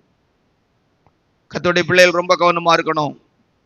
கீழ்ப்படியாமையின் திஷ்டாந்தத்துக்கு ஒரு 4 பேரை சிம்பிளா, நிறைய பேர் இருக்கிறாங்க. இதுவே ஒரு பெரிய பைபிள் ஸ்டடியா கூட நம்ம எடுக்கலாம். அப்படி மைண்ட்ல மனசுல தோணுது. திஷ்டாந்தம், கீழ்ப்படியாமைக்குரிய திஷ்டாந்தம். போனி சொன்னாங்க, யோனா போகல. போகாதன்னு சொன்னாங்க, பிள்ளையாம் போனான். கப்பல் 100க்கு அதிபதியை பார்த்து அங்க இருக்கிற மாலுமி அந்த கப்பல் எஜமானனை எச்சரித்தார், கேட்கல. இவன்ட்ட நீ போன பாதையில அங்க போற இடத்துல தண்ணி கூட குடிக்காத, சாப்பிடாத, நீ சொல்ல வேண்டியதை செய்ய வேண்டியதை செய்துட்டு வந்துரு அப்படின்னு சொன்னாங்க. இவன் கேட்கல. சரியா? 2வது திஷ்டாந்தத்துக்கு நம்ம எடுத்துக்கொண்டது காணிக்கை. 2வது எது? காணிக்கை. காணிக்க செலுத்த வேண்டிய இடத்து, செலுத்த வேண்டிய விதத்துல செலுத்தாட்டாலும் பாவம். காணிக்க வாங்க கூடாதவங்கள்ட்ட வாங்கினாலும் தண்டனை. இந்த 2ஐயும் எடுக்கப்படும். திஷ்டாந்தம். காணிக்கை செலுத்த வேண்டிய முறைப்படி செலுத்தாட்டாலும் தண்டனை வாங்கி இருக்கிறாங்க. வாங்க கூடாதவங்கள்ட்ட காணிக்க வாங்கினாலும் தண்டனை வாங்கி இருக்கிறாங்க. புரியும்னு நினைக்கிறேன். முதல்ல கீழ்ப்படியாமைக்கு திஷ்டாந்தம், 2வது காணிக்கைக்கு திஷ்டாந்தம். சரியா? காணிக்கைக்கு திஷ்டாந்தத்துக்கு முதல்ல எடுத்து பார்த்தீங்கன்னா, வேதத்துல வாசிக்கும் போது ஆதியாகமம் 4ஆம் அதிகாரம் 3ல இருந்து 5. ஆதியாகமம் 4ஆம் அதிகாரம் 3ல இருந்து 5 வரைக்கும் வாசிக்கும் போது வாசிங்க. சில நாள் சென்ற பின்பு காயின் நிலத்தின் கனிகளை கர்த்தருக்கு காணிக்கையாக கொண்டு வந்தான். ஆபேலும் தன் மந்தையின் தலையீற்றுகளிலும் அவைகளில் கொழுமையானவைகளிலும் சிலவற்றை கொண்டு வந்தான். ஆபேலையும் அவன் காணிக்கையையும் கர்த்தர் அங்கீகரித்தார், காயினையும் அவன் காணிக்கையையும் அவர் அங்கீகரிக்கவில்லை. அப்பொழுது காயினுக்கு மிகவும் அப்போ தேவன் அங்கீகரிக்கிற விதத்துல காணிக்கை செலுத்தணும். அது நம்ம பழக வேண்டியது. அது காணிக்கை அப்படின்ன உடனே ஏதோ சபைக்கு கொடுக்க அப்படியெல்லாம் நினைக்காது. பைபிள் படி பாத்தீங்கன்னா நீங்க வித்து பிச்சை கொடுங்கன்னு பைபிள் சொல்லி, ஊழியக்காரங்களுக்கு கொடுங்கன்னு கூட பைபிள்ல சொல்லல. அல்லேலூயா. விற்று ஏழைகளை கொடுங்கன்னு ஆண்டவர் சொல்லியிருக்காரு. இந்த நாட்கள் எல்லாம் ஆண்டவர் எனக்கு உணர்த்துறார். சபைக்கு தாங்க, தசமபாகம் தாங்க, காணிக்கை தாங்க அப்படியெல்லாம் இல்லை. வித்து ஏழைகளை கொடுங்க, நல்லா கொடுங்க. ஏழைகளுக்கெல்லாம், இல்லாதவங்களுக்கு எல்லாம் கொடுங்க. ஒரு சபையை எடுத்து பார்த்தா, நம்ம சபையில எல்லாம் எடுத்து பார்த்தா ஒரு ஏழைன்னு ஒருத்தங்க இருக்கவே கூடாது. நம்ம கிட்ட ஒரு 2 லட்ச ரூபா இருந்தா, ஒரு ஏழை ஒரு 1 லட்ச ரூபா கடத்துல இருந்தா, அந்த 1 லட்ச ரூபா கடத்தை நம்ம கொடுத்து அந்த ஏழை கடன் இல்லாம வாழ்றதுக்கு கண்டிப்பா பண்ணணும். அதுதான் ஊழியம். அதான் உண்மையா ஒரிஜினலான ஊழியக்காரன்டே தன்மை. அது இல்லாம அந்த 2 லட்ச ரூபா வச்சுட்டு அந்த ஊழியக்காரன் திட்டம் போட்டுக்கிட்டு இருந்தான்னா கண்டிப்பா பைபிள் படி தப்பு. அல்லேலூயா. ஆமா, ஒரு விசுவாசி, இப்ப ஏழை விசுவாசி பசியும் பட்னியுமா இருக்கிறாங்க, காலையில சரியான டிஃபன் இல்லை, பால் டீ வாங்க வாய்ப்பு இல்லைன்னா அவங்களுக்கு உள்ளதை வாங்கி கொடுக்கணும். ஒரு ஊர்ல கூட ஒருத்தங்க ஏழைப்பட்டவங்களா இருக்கிறாங்க அப்படின்னு சொன்னா அவங்களுடைய ஏழை தன்மை பார்த்து கொடுத்து உதவணும். அதான் பைபிள் சொல்லுது. உங்களுக்கு உண்டான வேலை விற்று பிச்சை கொடுங்கள், காணிக்கை கொடுங்கன்னு சொன்னோன்னு எல்லாம் ஊழியக்காரங்கள்ட்ட தான் கொண்டு கொடுக்கணும். எல்லாம் பிரசங்கம் பண்ணி ஏமாந்து கேட்டு ஏமாந்துறாங்க. அல்லேலூயா. நமக்கெல்லாம் நல்ல ஆண்டவர் தெளிவை தந்துகிட்டே இருக்கிறார். என்னையெல்லாம் அந்த மாதிரியே இருக்காது. 3 பேர் சாப்பாடு கழிகிறதுக்கு, இங்க சபையில் உள்ள சபை ஜனத்தின் தேவையை சந்திக்கிறதுக்கு ஆண்டவர் தெரியும். அல்லேலூயா. அவன் அதுக்கு போய் காணிக்கை தாங்க, தசமபாகம் தாங்க, எங்கள்கிட்ட கொண்டு வந்து போடுங்க அப்படியெல்லாம் பிரசங்கம் பண்ணி ஏமாந்து போகவே வேண்டான்னு ஆண்டவர் உணர்த்திக்கிட்டே இருக்கு. அப்படியெல்லாம் ஜனத்தை ஏமாற்றாத. எல்லா ஜனங்களுக்கு வேதத்துல சொல்லப்பட்ட எல்லாத்தையும் பேசுற நீ இந்த காணிக்கை விஷயம், இந்த தர்மங்களை குறித்து சரியா பேசு. விற்று ஏழைகளுக்கு கொடு, நான் இருக்கிற ஸ்தாபனத்துக்கு கொடுக்கணும் அப்படியெல்லாம் கிடையவே கிடையாதுங்க. நல்லா கொடுக்கலாம், ஏழைகளுக்கு நல்லா கொடுக்கலாம். அல்லேலூயா. நல்லா கொடுக்கணும். அப்படியெல்லாம் கொடுத்து பழகுனீங்கன்னா தான் ஆசீர்வாதம் பரலோகத்துல பிரதிபலன் இருக்கும். நல்லா கொடுங்க, நல்லா செய்யுங்க. இல்லாதவங்களுக்கு நல்லா செய்யுங்க, ரொம்ப நல்லா செய்யுங்க. கர்த்தருடைய பரிசுத்த நாமத்தை. இப்ப இந்த இடத்துல காயின் திருஷ்டாந்தத்தை கொண்டு வர. ஆபேலும் காணிக்கை கொடுத்தான், காயினும் கொடுத்தான். காயின் கொடுத்த காய்கறி தப்பா அப்படின்னா எனக்கு கிடையாது. ஏன்னா அவன் நிலத்துல இருக்கிறது, கொடுத்த பொருள் அங்கீகரிக்கப்படல. அதான் முக்கியம். ஏன்னா பைபிள் படி உன் விளைச்சல்ல முதற் பலன் எல்லாவற்றையும் ஆண்டவருக்கு நீ கொடுக்கலாம். ஆடு மாடுலாம் காணிக்கைன்னு சொல்லி பைபிள் சொல்லவே இல்லை. உன் விளைவின் முதற் பலனை எல்லாம் ஆண்டவர் கொண்டு போய் கதிர்கட்ட கூட கொண்டு போய் கொடுன்னு சொல்லி இருக்கு. அப்படியானா காயின் காய்கறி கொடுத்தது தப்பு அப்படின்னு சொல்லவே முடியாது. ஏன்னா அவன் நிலத்துல இருக்கிறது, அதை கொடுத்தா போதும். ஆனா கொடுத்த பொருள் தேவனுக்கு முதன்மையானதாய் கொடுக்கப்படவில்லை. அதான் சொல்லுவேன், விசுவாசிகளுக்கும் சரி, தெய்வ பிள்ளைகளுக்கும் சரி, ஊழியர்களுக்கும் சரி, மனப்பூர்வமா கொடுக்கப்படாது. அழுது கொடுக்கணுமேங்கிற கட்டாயத்துல நீ 10 பைசா கூட அந்த சபைக்கோ வேற யாருக்கும் கொடுக்காது. ஒரு ஆளுக்கு சாப்பாடு கொடுத்தா கூட மனப்பூர்வமா கொடுங்க. ஒரு ஆளுக்கு 100 ரூபாய் செய்தா மனப்பூர்வமா செய். கர்த்தர் இருதயத்தை பார்க்கிறார். மனப்பூர்வமா செய்யுங்க. அழுது கொடுக்கணுமே, 500 ரூபாய் கொடுக்கணுமே, 1000 ரூபாய் கொடுக்கணுமே, கொடுக்காட்டா பிரதர் என்ன நினைப்பாரு, அந்த பாஸ் என்ன நினைப்பாரு, அந்த ஊழியக்காரங்க என்ன நினைப்பாங்க, அவங்களுக்கு செய்யலைன்னா. உங்க வீட்டுல இருக்க பிள்ளைகளுக்கு துணி எடுக்கும் போது நல்ல துணி, சமீபமா ஒரு இது பார்த்தேன். ஒரு தாய் 5 பிள்ளையை வளர்க்கிறாங்க. 5 பிள்ளைகள் ஒரு தாயை பார்க்கல. ஒரு தாய் 5 பிள்ளைகளை வளர்க்கிறாங்க. 5 பிள்ளைகளை ஒரு தாயை பார்க்க முடியாத இடத்துல இருக்குமான எவ்வளவு வேதனையான வார்த்தை பாருங்க. எவ்வளவு வேதனைக்குரிய வார்த்தை. என்ன, கல்யாணம் கட்டி கொடுத்தாச்சுன்னா புருஷன் மனைவி இணைந்து இருக்கணும். அதே நேரத்தில் உங்களுக்கு பிள்ளையை பெற்று தந்த பெற்றோருடைய நிலவரம் என்ன நீ உணரணுமே. இந்த பெற்றோருக்கு வருமானம் இல்லைன்னா அதை குறிச்ச உணர்வு அந்த சகோதரனா இருந்தாலும் சகோதரியா இருந்தாலும் 2 பேருக்கும் இருக்கணுமே. இல்லையே, மனப்பூர்வமா கவனிக்கணுமே பெற்றோரை. என்ன இல்லைன்னா வேதாத அவங்களை ஏற்றுக்கொள்ளாதே. கொடுக்கிறது எதுவானாலும் செய்யறது எதுவானாலும் மனப்பூர்வமாய் செய்யணும். கர்த்தருக்கு நீ அல்லேலூயா. ஆமா, ஒரு கலசம் தண்ணி கொடுத்தா கூட பரலோகத்துல என்ன இருக்குமா, பிரதிபலன் இருக்கும். அல்லேலூயா. எதை செய்தாலும் மனப்பூர்வமா மேன்மையா செய்யுங்க. ஆபேலின் காணிக்கை அங்கீகரிக்கும் போது அதுல ஒரு வார்த்தை எழுதியிருக்கும்.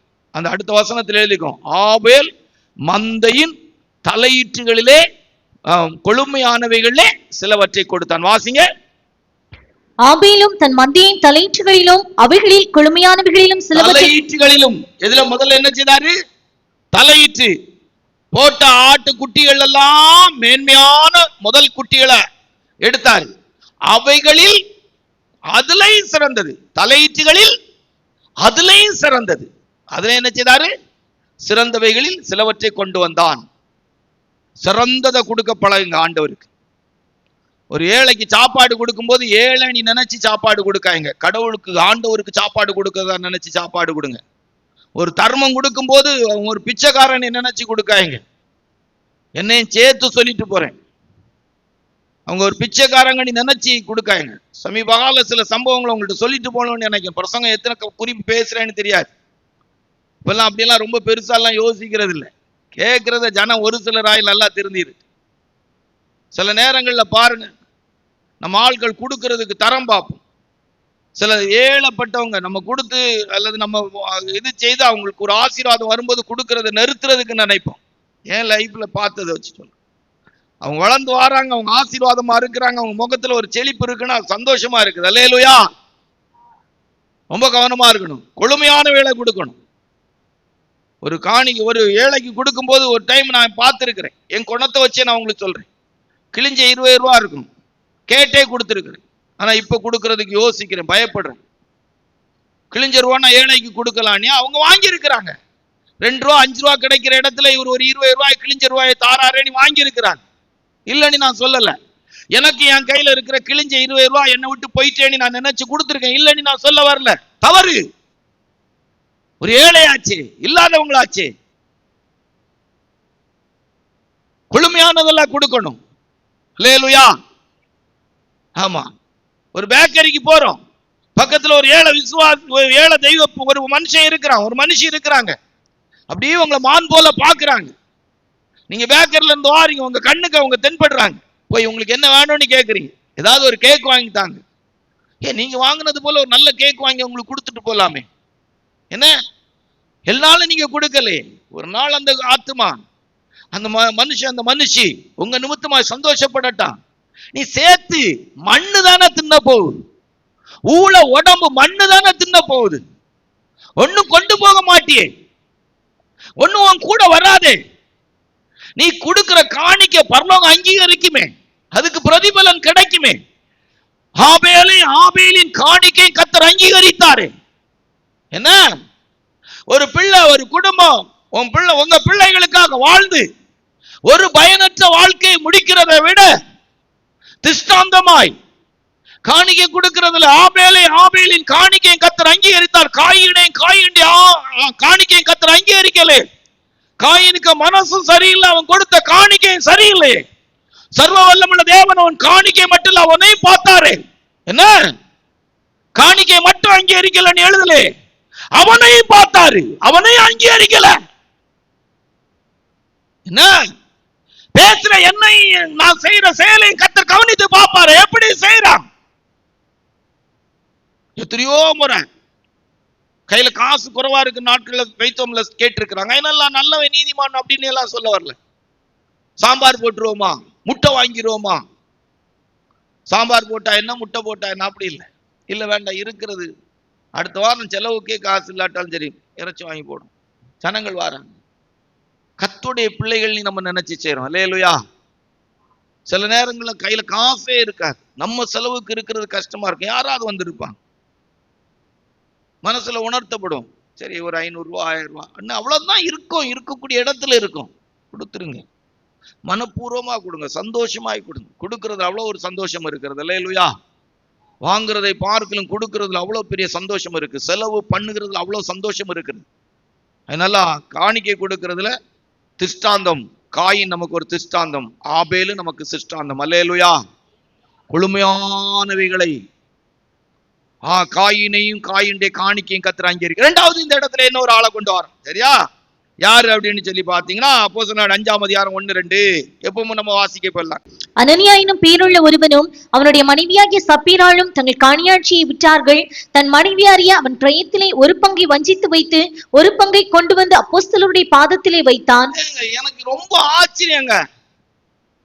உண்மையிலே அப்போஸ்தலனாகிய பேதுரு அவங்களெல்லாம் பார்த்தா கை கொடுத்து யூ ஆர் கிரேட் அப்படின்னு ஒரு வார்த்தை சொல்லுங்க.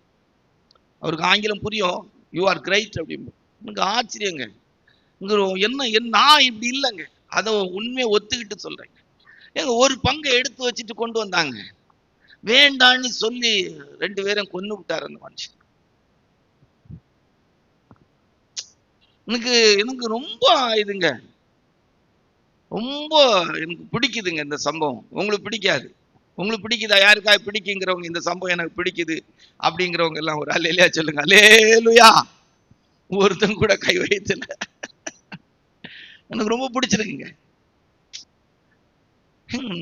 நான் ஞானவாளையில பிரசங்கம் பண்ணும்போது சொன்னேன், 10 லட்ச ரூபாய் நமக்கு அடிக்கடி சொல்லுங்க. 10 லட்ச ரூபாய்க்கு ஒரு இடத்தை வித்து 5 லட்ச ரூபாய் கொண்டு வந்து ஒரு பங்கு வச்சு ஒரு பங்கு வைக்கிறாங்க. ஒரு பங்கு வைக்கிறாங்க. ஏங்க எடுத்துட்டு சந்தோஷமா ஜெபம் பண்ணி விட்டுருக்கலாமா விடக்கூடாது? ஜெபம் பண்ணி விட்டுருக்கலாமா விடக்கூடாது? 5 லட்ச ரூபாய்லாம் கொண்டு வந்து வைக்கிறாங்க. ஒரு பங்கை எடுத்து வச்சிருக்காங்க, ஒரு பங்கு 2ஆ பிரிக்கிறாங்க. நீங்க 10 லட்ச ரூபாய் 8 லட்ச ரூபாய்க்கு இடத்தை விற்கிறாங்க. 4 லட்ச ரூபாய் எடுத்து வச்சுட்டு 4 லட்ச ரூபாய் கொண்டு வந்து வைக்கிறாங்க. வாங்கியிருக்கலாமா வாங்கியிருக்க கூடாது? அவர் பார்த்துட்டு சொல்றாரு, டேய் நீ அழகு சொல்றாரு பாருங்க, இடம் விற்க முந்தாலே உனக்குள்ள இடம் தான், இடம் வித்த பிற்பாடு உனக்குள்ளே தான். ஆனா நீ இப்படி என்னை ஏமாத்த நினைச்சால, செத்து போயிட்டான். வாசிங்க அந்த வசனத்தை மறுபடியும் ஒருக்கா வாசிங்க. அதை விற்கும் முன்னே வாசிங்க. அதை விற்கும் முன்னே அது உன்னுடையதா இருக்கவில்லையோ, அதை விற்ற பின்பும் அதன் கிரயம் உன் வசத்தில் இருக்கவில்லையோ, நீ உன் இருதயத்திலே இப்படிப்பட்ட எண்ணம் கொண்டதல்ல. நம்ம வித்தது நம்ம கொண்டு போய் கொடுக்கறதுல தெரியாது அப்படின்னு சொல்லி அவன் பாருங்க, தேவனிடத்தில் பொய் சொன்னாய். யாரிடத்துல? திஷ்டாந்தம். அல்லேலூயா.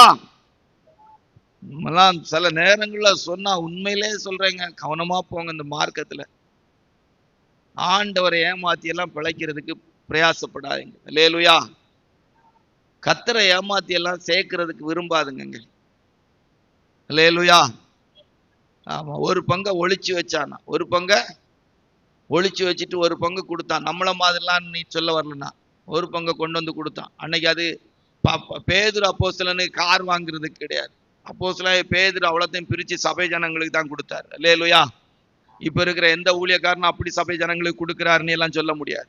இப்ப இருக்கிற ஊழியக்காரங்கள்லாம் அவங்களுக்கும் அவங்க குடும்பங்களுக்கும், அப்போஸ்தலர்னு சொல்லக்கூடியவங்க கூட அவங்களுக்கு கட்டடம் கட்டுறதுக்கும் இடம் வாங்குறதுக்கு தான் செயல்படுறாங்க. ரைட், ஓகேயா? 2 பேரை திஷ்டாந்தமா எடுத்தோம். எதுக்கு? காணிக்க வேண்டிய காரியத்துக்கு திஷ்டாந்தமா 2 பேரை எடுத்தோம். இப்போ வாங்க கூடாதவங்கள்ட்ட வாங்குனா அழிவு. கொடுக்கிறவங்க கொடுக்க வேண்டிய விதத்துல கொடுக்காட்டா தப்பு. காணிக்கையில வாங்க கூடாதவங்கள்ட்ட வாங்குனா தப்பு. யாருக்கு இது? யாருக்கு? எங்களுக்கு. யாருக்கு? எங்களுக்கு. வாசிப்போமா? தெரியணுமே திஷ்டாந்தம் அப்படின்னு நம்ம படிக்கும் போது. 2 ராஜாக்களின் புஸ்தகம் 5ஆம் அதிகாரம் 20-21. 2 ராஜாக்கள் 5ஆம் அதிகாரம் 20-21 வாசிங்க. தேவனுடைய மனுஷனாகிய எலிசாவின் வேலைக்காரன் கேயாசி என்பவன் அந்த சீரியனாகிய நாகமான் கொண்டு வந்ததை என் ஆண்டவன் அவன் கையிலே வாங்காமல் அவனை விட்டுவிட்டார். நான் அவன் பிறகை ஓடி அவன் கையிலே ஏதாகிலும் வாங்குவேன் என்று கர்த்தருடைய ஜீவன் மேல் ஆணையிட்டு. சிலருக்கெல்லாம் ஆணையிட்டு அனுபவம் இருக்குது. ஆணையிட்டு கர்த்தருடைய ஜீவனை கொண்டு ஆணையிட்டார். சிலர்லாம் ஆணையிடுறாங்க. எது எப்படி ஆனாலும் சரி, ஆண்டவர் பேர்ல ஆணையிட்டு எப்படி நான் ஒரு ஆஸ்பத்திரியை கட்டிடுவேன், ஒரு கல்லூரி கட்டிடுவேன், ஒரு பெரிய சபையை கட்டிடுவேன். எனக்கு பயங்கர வைராக்கியம். ஆண்டவருக்கு நீ ஒரு ஆலயம் கட்ட வேண்டும், எனக்கு வைராக்கியம். சபையில ஜனங்களை எப்படியாவது காணிக்க பிரிச்சு எடுத்து எங்கேயா இருந்து என்ன சொல்லியாது. இன்னைக்கு அப்படித்தானே தமிழ்நாட்டில் நடக்குது. எப்படியாவது வாங்கிடும். ஆணையிட்டான். நாகமான்ட்டு இருந்து நான் வாங்காம விடவே மாட்டேன். நாகமான்ட்டு இருந்து வாங்காம விடவே மாட்டேன். ஆணையிட்டான். யாரை கொண்டு ஆணையிட்டானா? ஆண்டோடைய ஜீவனை கொண்டு ஆணையிட்டானா. ஓட்டம். அடுத்த பிரயாசம். இன்னைக்கு அப்படித்தான் சிலர் ஊழியக்காரங்களை மருத்துவமனை கட்டுறதுக்கு, காலேஜ் கட்டுறதுக்கு, ஆலயம் கட்டுறதுக்கு ஒரே ஓட்டமா தான் இருக்கு. கல்ற தோட்டம் வாங்குறதுக்கு ஒரே ஓட்டமா தான் இருக்கு. நம்ம வைத்தோம்ல சொல்லுவாங்க, கல்ற தோட்டம் கல்ற தோட்டம். வரும்போது பார்த்துக்கலாம் என்ன இதுக்கு கிடந்து லப பண்ணி அடிப்பாங்க. ஒட்டம்னு சொன்னா நம்ம ஆட்கள் பா ரைட், ஓகே. இப்ப என்ன நடந்துச்சு அதான் நமக்கு முக்கியம். ஓடினவருக்கு என்ன கிடைச்சி? நாகமானுக்கு நாகமானை பின்தொடர்ந்தான். எலியா போகும்போது எலியாவை பின்தொடர்ந்தான். இப்போ கேயாசிட்ட கேட்டா கேயாசி என்ன சொல்லுவான்? நாகமானுக்கு பின்னால் ஓடிக்கொண்டிருக்க. யாருக்கு பின்னால் ஓடிட்டு இருக்கிற? நாகமானுக்கு. வாங்க கூடாதவங்கள்ட்ட வாங்கவே கூடாது. ஊழியக்காரங்கெல்லாம் நம்ம அடிக்கடி சொல்ல, மனப்பூர்வமா கொடுக்கறவங்க, அதுவும் வாங்கக்கூடிய விசுவாசிகள், வாங்கக்கூடிய தெய்வ பிள்ளைகிட்ட தான் வாங்கணும். வேற எல்லாத்தையும் வாங்கவே கூடாது, வாங்கவே கூடாது. ஊழியக்காரங்களுக்கு எல்லாம் சாபம். 27வது வசனத்தை வாசித்தீங்கன்னா, நாகமானின் குஷ்டம் யாருக்கு வந்துச்சு? யாருக்கு வந்துச்சு? கேயாசி. வாசித்து பாருங்க. ஆகையால் நாகமானின் குஷ்டரோகம் உன்னையும் உன் சந்ததியாரையும் என்றைக்கும் பிடித்திருக்கும் என்றார். பிடிச்சிருக்கும். சில வியாதிகள் எல்லாம் சிலரை விட்டு போகவே செய்யாது. சந்ததியா சிலரை தொடர்ந்துகிட்டே வரும் வியாதிகள். ஜீன் மாதிரி சில வியாதிகள் வரும். சில வியாதிகள் எல்லாம் ஜீன் மாதிரி தொடரும். ரொம்ப பெரிய விஷயமாக்கும். வாங்கக்கூடாதவங்கள்ட்ட வாங்கவே கூடாது. ஊழியக்காரங்கெல்லாம் காணிக்க வாங்கும்போது எதை எப்படினாலும் சரி வாங்கும்போது ஜெபம் பண்ணி தான் வாங்கணும். மனப்பூர்வம் இல்லாம சும்மா கட்டாயத்தின் பேர்ல கொண்டு வந்து தருவாங்க. அன்னைக்கு கூட ஒருத்தவங்க வந்து ஒரு 500 ரூபாய் கொண்டு வந்து நம்ம அந்த அது என்னது பொங்கலுக்கு கொடுத்த ரூபாய்க்கு கொண்டு வந்து தந்தாங்க. நான் சும்மா காட்டின்னு சொன்னேன். அன்னைக்கு ஒருத்தவங்க தசமப்பாங்க, நாங்க தந்தாச்சுன்னு சொன்னதை கேட்டுக்கிட்டா தந்தீங்கன்னு சொன்னேன். பொங்கலுக்கு 3000 ரூபாய் கொடுத்ததுல ஒரு 500 ரூபாய் கொண்டு வந்து தந்தாங்க. நான் சும்மா காட்டியும் போட்டு பார்த்தேன் என்னன்னு சொல்லி. அது அவங்க ஒரு ரீசனை சொன்னாங்க. சரி, நான் வாங்கிட்டேன். இப்படியெல்லாம் வாங்குறதுல உள்ள பாவங்கள்லாம் என்ன செய்யணும்னு எனக்கு தெரியாது. காணிக்கையின் தோஷம்னு சொல்லியிருக்கு. ஒரு ஆசாரியன் காணிக்கையின் தோஷத்தை என்ன செய்யணுமா? சுமக்கணும்னு சொல்லியிருக்கு. லேவிய ராமத்துல வாஸ்து பார்த்தா காணிக்கைக்கு கொண்டு வர பலிமிருகங்கள் எல்லாம் பார்க்கணும். எப்படி இருக்கு, கால் உடைஞ்சுதா, அப்படி நல்லா இருக்குதா, இது ஆண்டவருக்கு செலுத்தலாமான்னு பார்க்கணுமா? பார்த்து தான் வாங்கணுமா? விசுவாசிகளுடைய சம்பாத்தியம் எப்படிப்பட்ட சம்பாத்தியம்? எப்படி சம்பாதிக்கிறாங்க? நேர்மையா சம்பாதிக்கிறாங்களா? இவங்களுடைய வருமானம் இவங்கள்ட்ட இருந்து வாங்கலாமா? வாங்கினா இது நமக்கு ஆசீர்வாதமா இருக்குமா? சபைக்கு ஆசீர்வாதமா இருக்குமா? அப்படின்னு பார்த்து தான் வாங்கணும். வாங்கக்கூடாதவங்கள்ட்ட எல்லாம் வாங்கிடக்கூடாது. பேதுரு அப்போஸ்தலன் எடுக்கல பாருங்க. அந்த பணத்தை அவருக்கு எடுத்தாருங்கிறதுக்கு வாய்ப்பே இல்லைங்க. என்ன செய்தாங்கன்னே இல்லை. வாங்கக்கூடாதவங்கள்ட்ட வாங்கக்கூடாது, கேட்கக்கூடாதவங்கள்ட்ட கேட்கக்கூடாது. சபையில கூட கன்வென்ஷன் வருது, காணிக்க கொண்டு வாங்கன்னு எல்லாம் சொல்லக்கூடாது. கல்ற தோட்டம் வாங்கணும், வாங்குற காசு தாங்கன்னு கேட்கக்கூடிய இடத்துல இருக்கக்கூடாது. மனப்பூர்வமாய் கொடுக்கிறவங்க இடத்துல வாங்குங்கள்னு பைபிள்ல சொல்லியிருக்கு. யாத்திராங்கம் 25ஆம் அதிகாரத்துல வாசித்து பார்த்தீங்கன்னா, மனப்பூர்வமாய் கொடுக்கிறவங்க இடத்துல வாசிங்க. எத்தனாவது வசனம்? 2 வாசிங்க. இஸ்ரவேல் புத்திரர் எனக்கு காணிக்கையை கொண்டு வரும்படி அவர்களுக்கு சொல்லு. மனப்பூர்வமாய் உற்சாகத்துடன் கொடுப்பவன் எவனோ அவனிடத்தில் எனக்கு காணிக்கையை வாங்குவீர்களாக. பாத்தீங்களா? மனப்பூர்வமா உற்சாகமா கொடுக்கிறவன் இடத்துல என்ன செய்? வாங்கு. மனப்பூர்வமா உற்சாகமா கொடுக்கிறவன் இடத்துல வாங்கு. எல்லாத்தையும் வாங்காத. கர்த்தருடைய பரிசுத்த நாமத்துக்கு மகிமை உண்டாட்டம். 2வது, காணிக்கை கொடுப்பதுல திஷ்டாந்தம். கொடுக்க வேண்டியதை கொடுக்க வேண்டிய விதத்துல இருதயபூர்வமா மனப்பூர்வமா கொடுக்கலன்னா அது நமக்கு வேதனை. வாங்க கூடாதவங்கள்ட்ட நம்ம வாங்கினா அது ஊழியக்காரங்களுக்கு அழிவு. ரைட்டா? 3 என்ன ஒரு குறிப்பை தியானிச்சு நம்ம முடிப்போம். சரியா? 3வது வேதத்துல வாசிக்கும் போது ஓசியாவுடைய புஸ்தகம் 3ஆம் அதிகாரம் 6வது வசனம், ஓசியாவுடைய புஸ்தகம் 4ஆம் அதிகாரம், ஓசியாவுடைய புஸ்தகம் 13:6, ஓசியா 4:7 வாசிங்க. ஓசியா 13ஆம் அதிகாரம் 6வது வசனம், ஓசியாவுடைய புஸ்தகம் 4ஆம் அதிகாரம் 7வது வசனம் வாசியா. தங்களுக்கு இருந்த மேய்ச்சலினால் திருப்தியானார்கள், திருப்தியான பின்பு அவர்கள் இருதயம் மேட்டிமையாயிற்று, அதனால் என்னை மறந்தார்கள். ஆமா, நன்றி கெட்ட ஜீவியத்தின் திஷ்டாந்தம். தங்களுக்கு இருந்த மேய்ச்சலினால் திருப்தியானார்கள், திருப்தியான பின்பு இருதயம் மேட்டிமை ஆயிட்டு என்னை மறந்தார். நன்றி கெட்ட ஜீவியத்துக்கு இஸ்ரவேல் ஜனங்கள் திஷ்டாந்தம். எவ்வளவு 400 வருஷம் அடிமைத்தனத்துல எவ்வளவு கஷ்டப்பட்டாங்க. இருதயம் வேதனைப்பட்டுச்சு, ஜீவன் கசப்பாச்சு. முறுமுறுக்கிற, முறையிடுற, கூக்குரலிடுற அனுபவத்துல அவங்களுக்கு கஷ்டம் இருந்துச்சு. தேவனாகிய கர்த்தர் பலத்த கையினால் ஓங்கிய புயத்தினால் அவங்களை ரட்சித்தார். நன்றி இல்லை. வனாந்திரத்துல நடத்தி கொண்டிருக்கிறாங்க ஆண்டவர். வானத்தின் மன்னா, தூதர்கள் சாப்பிடுகிற சாப்பாடு, வஸ்திரம் பழதாய் போகவில்லை, பாதரட்சைகள் தேய்ந்து போகவில்லை, கால் வீங்கல. பகலிலே மேக ஸ்தம்பம், இரவிலே அக்கினி ஸ்தம்பம். ஏசி ரூமுக்குள்ள வச்சு நடத்திட்டு போறது போல வனாந்திரம். அவங்க இருக்கிறது வனாந்திரம், ஆனா அது வனாந்திரமா அவங்களுக்கு இல்ல. அவங்க இருக்கிற வனாந்திரத்துல யாரு வாழ்ந்தாங்க? யாரு வாழ்ந்தாங்க? யாரு வாழ்ந்தாங்க? பரலோகத்துல வாசமா இருக்கிற தேவனும் அந்த வனாந்திரத்துல இருந்தார். அல்லேலூயா. ஆண்டவர் அவங்கள மட்டும் வனாந்திரத்துல வைக்கல, தேவனும் அவங்க கூட இருந்தாங்க. நான் உங்கள் நடுவிலே வாசம் பண்ணும்படி ஒரு பரிசுத்த ஸ்தலத்தை உண்டாக்குவீர்களாக. அதே வனாந்திரத்தில் ஆண்டவரும் கூட இருந்தார். மேக ஸ்தம்பமா அக்னி ஸ்தம்பமா. இஸ்ரவேல் ஜனத்துக்குள்ள பெரிய முறுமுறுப்பு. நன்றி இல்ல, நன்றி இல்ல, நன்றி இல்லாத ஜீவியம். இன்னைக்கு எவ்வளவு ஆசீர்வதித்தாலும் எவ்வளவு கொடுத்தாலும் நன்றி இல்ல. லப்ப லப்பண்ணி கிடந்து அடிக்கிறாங்க. என்ன கிடைச்சது? சிலர் கேட்கிற கேள்வி, என்ன கிடைச்சது? என்ன கிடைக்கலன்னு நான் கேட்கிறேன். ஆண்டவர் நமக்காக ஆயத்தம் பண்ணி எல்லாவற்றையும் நமக்கு தருகிறார். அல்லேலூயா. ஒரு குறைவில்லாம போஷிக்கிறார். எந்த காலத்துலங்க 60 வருஷம் ஆட்சி தமிழ்நாட்டில் காமராஜருக்கு பிற்பாடு என்ன நடந்திருக்குன்னு சொல்ல முடியாது. ஆனாலும் பாருங்க, மாசம் 1000 ரூபாங்கிறாங்க. அடுத்த எலெக்ஷனுக்கு பிற்பாடு நாங்கள் 2000 ரூபா தாரோங்கிறாங்க. ஒருத்தர் அடுத்து யார் 3000 ரூபா தாரோங்கிறாங்களான்னு தெரியல. வண்டி வாங்க காசு தாரோங்கிறாங்க, வீடு கட்டி தாரோங்கிறாங்க. இனி இப்போ அடுத்த எலெக்ஷன் இதுல வந்து இது அறிக்கையில யாரெல்லாம் எத்தனை பேர் சொல்லாங்க தெரியல, வீடு தேடி உங்களுக்கு என்னது ரேஷன் வந்து சேரணும்னு சொல்றாங்களான்னு தெரியல. பொங்கலுக்குங்கிறது இனி எல்லா பண்டிகைக்கு ரூபா தரைக்கு ஆரம்பிப்பாங்க. தேவை என்னவோ அதை ஆண்டவர் தருவார். அல்லேலூயா. நமக்கு என்ன தேவைங்கிறது தேவன் அறிந்திருக்கிறார். உங்களுக்கு எவை என்ன தேவை என்பதை கர்த்தர் அறிந்திருக்கிறார். அல்லேலூயா. நம்ம கடந்து லபலபணி அடிக்க வேண்டியதில்லை. நன்றி உள்ள ஜீவியத்தை மறந்தார்கள். ஓசியாவுடைய புத்தகம் 4ஆம் அதிகாரத்திலே 7வது வசனத்தை வாசிங்க. அவர்கள் எவ்வளவாய் பெருகினார்களோ அவ்வளவாய் எனக்கு விரோதமாய் பாவம் செய்தார்கள்.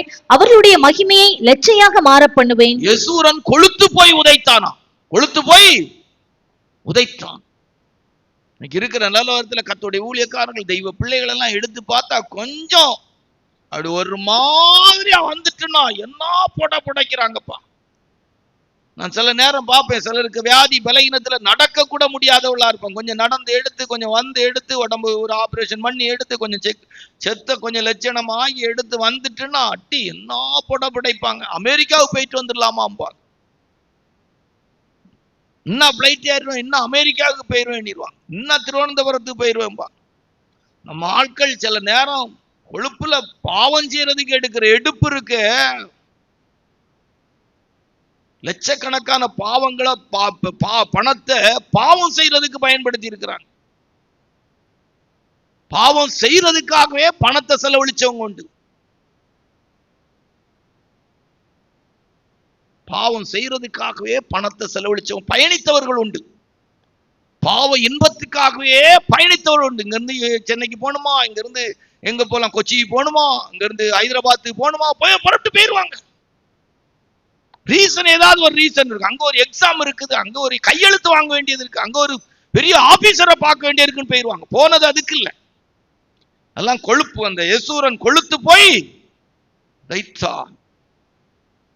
கொஞ்சம் சக்கரம் வந்துட்டு அப்படின்னா நம்மளை மறந்து ஒண்ணுமே இருக்காது. ஒரு காடை தந்து கூப்பிட்டு போயிருப்பாங்க வந்துருங்கன்னு சொல்லி. நம்ம ஆட்கள் அந்த உடையும் காட்டுறதுக்கு, அந்த நிலவரத்தையும் காட்டுறதுக்கு, அந்த பொசுப்பை காட்டுறதுக்கு ஆராதனை கிடையாது, பைபிள் ஸ்டடி கிடையாது. அப்படி ஒரு ட்ரெஸ்ஸையும் போட்டு பட்டையும் கட்டி அப்படி ஒரு நடந்து போய் சேர்ந்துரும். சக்கரம் கையில இருக்குல்ல, மோதிரத்தை வாங்கிடுவாங்க, கம்மலை வாங்கிடுவாங்க, பிரேஸ்லெட்டை வாங்கிடுவாங்க, கையில மாட்டி விட்டு பார்த்துருவாங்க, போட்டா எடுத்துருவாங்க. ஓ மை காட், நான் கொழுப்புகள் நம்ம ஆட்களுக்கு இருக்கு. எடுப்பு கொஞ்சம் கூடுதலா தான் இருக்கு. நான் எனக்கெல்லாம் ஆண்டவர் நல்லா தருவாரப்பா. நான் ஒன்றும் பொய் சொல்ல போறது. நான் கொஞ்சம் அப்படி ஒரு மாதிரி அந்த இது இருந்துன்னா நான் என்னால சொல்லிடுவேன், ஆண்டவரே ஒன்றும் வேண்டாம், என்ன வெறுமையா கூட வச்சிடும். எப்போதும் ஒரு நாய்க்குட்டி போலே ஆண்டோடைய காலை சுத்திக்கிட்டே வந்தேன்னா போதும். ஆமா, அந்த கொழுப்பு அவங்களுக்கு இருந்த மேய்ச்சல்னால திருப்தி ஆகி என்னை மறந்தார்கள். அடுத்து என்ன சொல்லியிருக்கு? அவர்கள் எவ்வளவாய் பெறுகிறார்களோ அவ்வளவாய் எனக்கு விரோதமாய் பாவம் செய்தார்கள். வேதத்துல சொல்லியிருக்கு, நான் சிவிங்கியை போல பதில் இருப்பேன், வீர கொலை கிழிச்சிருவேன்னு சொல்லியிருக்கு. உங்க பேசுறதுக்கு வருத்தமா இருக்கு. அன்னைக்கு ஒருத்தர் போன் பண்ணி கேட்கிறார், நீங்க ரொம்ப அமைதியா சாந்தமா பேசுவீங்களே, உங்க வீடியோவை பார்த்தேன், இப்படி நீங்க பேசுவீங்களா? நான் இனி அதுக்கு என்ன பதில் சொல்ல? நான் சிரிச்சேன். ஆனா இவ்வளவு அமைதியா உங்ககிட்ட பேசும்போதெல்லாம் ரொம்ப அன்பா அமைதியா நான் ஜெபா பாஸ்டர் பார்த்திருக்கிறேன். ஆனா பிரசங்கத்துல நீங்க பேசுறத பார்க்கும்போது எனக்கு அப்படின்னு சொன்னார். நான் சிரிச்சுக்கிட்டே நான் என்ன பதில் சொல்ல முடியும்? உண்மைதானே அவர் சொன்னது, அதுல என்ன தப்பு இருக்குது? எவ்வளவாய் பெறுகிறார்களோ அவ்வளவாய் எனக்கு விரோதமாய் பாவம் செய்தார்கள். நன்றி இல்லை. சரி, அடுத்த பகுதிக்கு அடுத்து வருவோம். யார் நன்றி இல்லாம வாழ்ந்தாங்கிறத கொண்டு வரணுமே. திஷ்டாந்தம். நன்றி இல்லாத இஸ்ரவேல் ஜனங்கள் எல்லாம் வனாந்தரத்துல சபைகளுக்கெல்லாம் வந்து கர்த்தருடைய ஊழியக்காரன் நான்லாம் ஆண்டவர்ட்ட மன்றாடுகிறேன். எனக்கெல்லாம் நிறைய உங்கள்கிட்ட சொல்லணும் போல இருக்கும். சொன்னா மனசுக்கு சில நேரம் பயமா இருக்கு. ரொம்ப சில நேரம் வேற வருத்தமா எதைக்கும் அழுகிறது இல்லைங்க, நன்றியில தான் அழுவேன். நம்மளை நடத்திட்டு வந்த பாதைகள் 34 வருஷ காலங்கள் சர்வ வல்லமுள்ள தேவன் நடத்தி இருக்கிற பாதைகளை நினைக்கும் போதெல்லாம், சாப்பாடு தந்து துணி தந்து இவ்வளவு தூரம் வச்சிருக்கிறாரு அப்படின்னு நினைக்கும் போது அதுக்கு என்ன விளக்கம் சொல்றது? அல்லேலூயா. இவ்வளவாய் கிருபையை தந்து அபிஷேகத்தை தந்து ஒரு ஊழியக்காரனுடைய ஸ்தானத்துல வச்சு கர்த்தர் நடத்துறாரு, அவருக்கு ஒரு ஊழியம் செய்ய வைத்திருக்கிறாரு அப்படியெல்லாம் நினைக்கும் போதெல்லாம் மனசெல்லாம் உடைஞ்சிரும். என்ன பதில் சொல்ல முடியும்? அல்லேலூயா. நான் கிடைக்குமான்னா எனக்கு கிடைக்கக்கூடிய சிலாக்கியம் இல்லை. அதெல்லாம் இதுக்குரியவனே கிடையாது. அடிக்கடி ஆண்டோட்டு சொல்ல, நான் ஒரு அப்ரோஜனமானவன், நான் ஒரு அப்ரோஜனமானவன், தகுதி இல்லாதவன், தகுதி இல்லாதவன், தகுதி இல்லாதவன். கிருபை கிருபை கிருபை. வேதத்துல வாசிக்கும் போது வேதம் சொல்லிக் கொடுக்குது. 1 சாமுவேலின் புத்தகம் 2ஆம் அதிகாரம் 27 29 வரைக்கும் வாசித்தா. 1 சாமுவேல் 3ஆம் அதிகாரம் 12 14 வரைக்கும் வாசித்தா. 1 சாமுவேல் 2ஆம் அதிகாரம் 27 29, 1 சாமுவேல் 3ஆம் அதிகாரம் 12 14 வரைக்கும் வாசிக்கும் போது வாசிங்க. தேவனுடைய மனுஷன் ஒருவன் ஏலியினிடத்தில் வந்து, கர்த்தர் உரைக்கிறது என்னவென்றால், உன் பிதாவின் வீட்டார் எகிப்திலே பார்வோனின் வீட்டில் இருக்கையில் நான் என்னை அவர்களுக்கு வெளிப்படுத்தி என் பலிபீடத்தின் மேல் பலியிடவும் தூபம் காட்டவும் என் சமூகத்தில் ஏபோத்தை தரிக்கவும் இஸ்ரவேல் கோத்திரங்களில் எல்லாம் அவனை எனக்கு ஆசாரியனாக தெரிந்து கொண்டு உன் பிதாவின் வீட்டாருக்கு இஸ்ரவேல் புத்திரருடைய தகன பலிகளை எல்லாம் கொடுக்கவில்லையா? என் வாசஸ்தலத்திலே செலுத்தும்படி நான் கட்டளையிட்ட என் பலியையும் என் காணிக்கையையும் நீங்கள் உதைப்பானேன். என் ஜனமாகிய இஸ்ரவேலின் காணிக்கைகளில் எல்லாம் பிரதானமானவைகளை கொண்டு உங்களை கொழுக்க பண்ணும்படிக்கு நீ என்னை பார்க்கிலும் உன் குமாரனை மதிப்பானேன் என்கிறார். பாத்தீங்களா? புரியுதா? கொழுக்க பண்ணாராம். ஊழியக்காரங்களுக்கு எழுதப்பட்ட வார்த்தைங்க இது, விசுவாசிகளுக்கு இல்ல. ஏலியின் குடும்பம் நன்றி இல்லை. எப்படி இருந்தோம்? எனக்கு நன்றி இருக்கணும். எப்படி இருந்தோம்? ஆண்டவர் எப்படி கொண்டு வந்து வச்சிருக்கிறாரு, நான் 34 வருஷ காலங்கள் எப்படி நடத்தி இருக்கிறாரு, எவ்வளவு செழிப்பா நடத்தி இருக்கிறாரு, என்னெல்லாம் தந்திருக்கிறாரு. நன்றி இருக்கணும். ஏலியின் குடும்பத்துக்கு நன்றி இல்லை, மொத்தமா போட்டார். ஆண்டவர் நம்மளை எங்கெல்லாம் வச்சிருக்காரு. நான் சில குடும்பங்களுக்கு ஜெபம் பண்ணும் போது ஜெபம் பண்ணும், 5 வருஷத்துக்கு முன்னால இப்படியெல்லாம் நாங்க இருப்போம் நீ நினைக்கல ஆண்டவரே, இன்னும் 5 வருஷம் கழிச்சு நாங்க எப்படி இருப்போம் எங்களுக்கு தெரியாது. நான் ஆண்டவர் எங்களை எப்படியோ எங்கேயோ வைத்திருக்கு. சிறியவனை புழுதியிலிருந்து எடுத்து எளியவனை குப்பையிலிருந்து எடுத்து 10 வருஷத்துக்கு முன்னால இப்படி இருப்போம் நான் நினைக்கலையே. 2017 வருஷத்துல இப்படி இருப்போம் நீ நினைக்கலையே. 2020 இப்படி இருப்போம் நீ நினைக்கலையே. 5 வருஷத்துக்கு முன்னால் நம்ம இப்படி இருப்போம் நீ நினைக்கலையே. அல்லேலூயா. கர்த்தர் எங்க கொண்டு வந்து வச்சிருக்கிறார். உண்மையான நன்றி உள்ள இருதயம் இருக்கிறவங்களுக்கு எல்லாம் முறுமுறுப்பே இருக்காதுங்க, அதிருப்தியே இருக்காது. துதி மட்டும்தான் அவங்கள்ட்ட மிஞ்சி இருக்கும். அல்லேலூயா. ஸ்தோத்திரம் மட்டும்தான் மிஞ்சி இருக்கும். கடந்த காலங்களை நினைக்கும் போது, நிகழ்காலம் நினைக்கும் போது தேவனுடைய அந்த கிருபையினால உண்டாகிற அந்த நன்றி உள்ள இருதயம் இருக்குமானா அடி எனி டைம் அந்த சிரிப்பும் அந்த ஒரு புன்முறுவலோடு கூடிய ஒரு சந்தோஷம் தான், ஸ்தோத்திரம் தான் இருக்கும். வேற என்னத்தை செலுத்த முடியும்? வேற எதை நம்ம அவருக்கு கொடுக்க முடியும்? எது கொடுத்து அவரை திருப்திப்படுத்த முடியும்? ஏலியின் குடும்பமும் நன்றி கெட்டவங்களா இருந்தாங்க. கொழுக்க பண்ணினேன். என்ன ஒருத்தங்களை எடுத்துட்டு அப்படியே முடிச்சிருவோம், சரியா? ரொம்ப போட்டு இழுத்தால் நல்லா இருக்கா? 1 சாமுவேலின் புத்தகம் 15ஆம் அதிகாரம் 17வது வசனம். 1 சாமுவேல் 15ஆம் அதிகாரம் 17வது வசனம் வாசிங்க.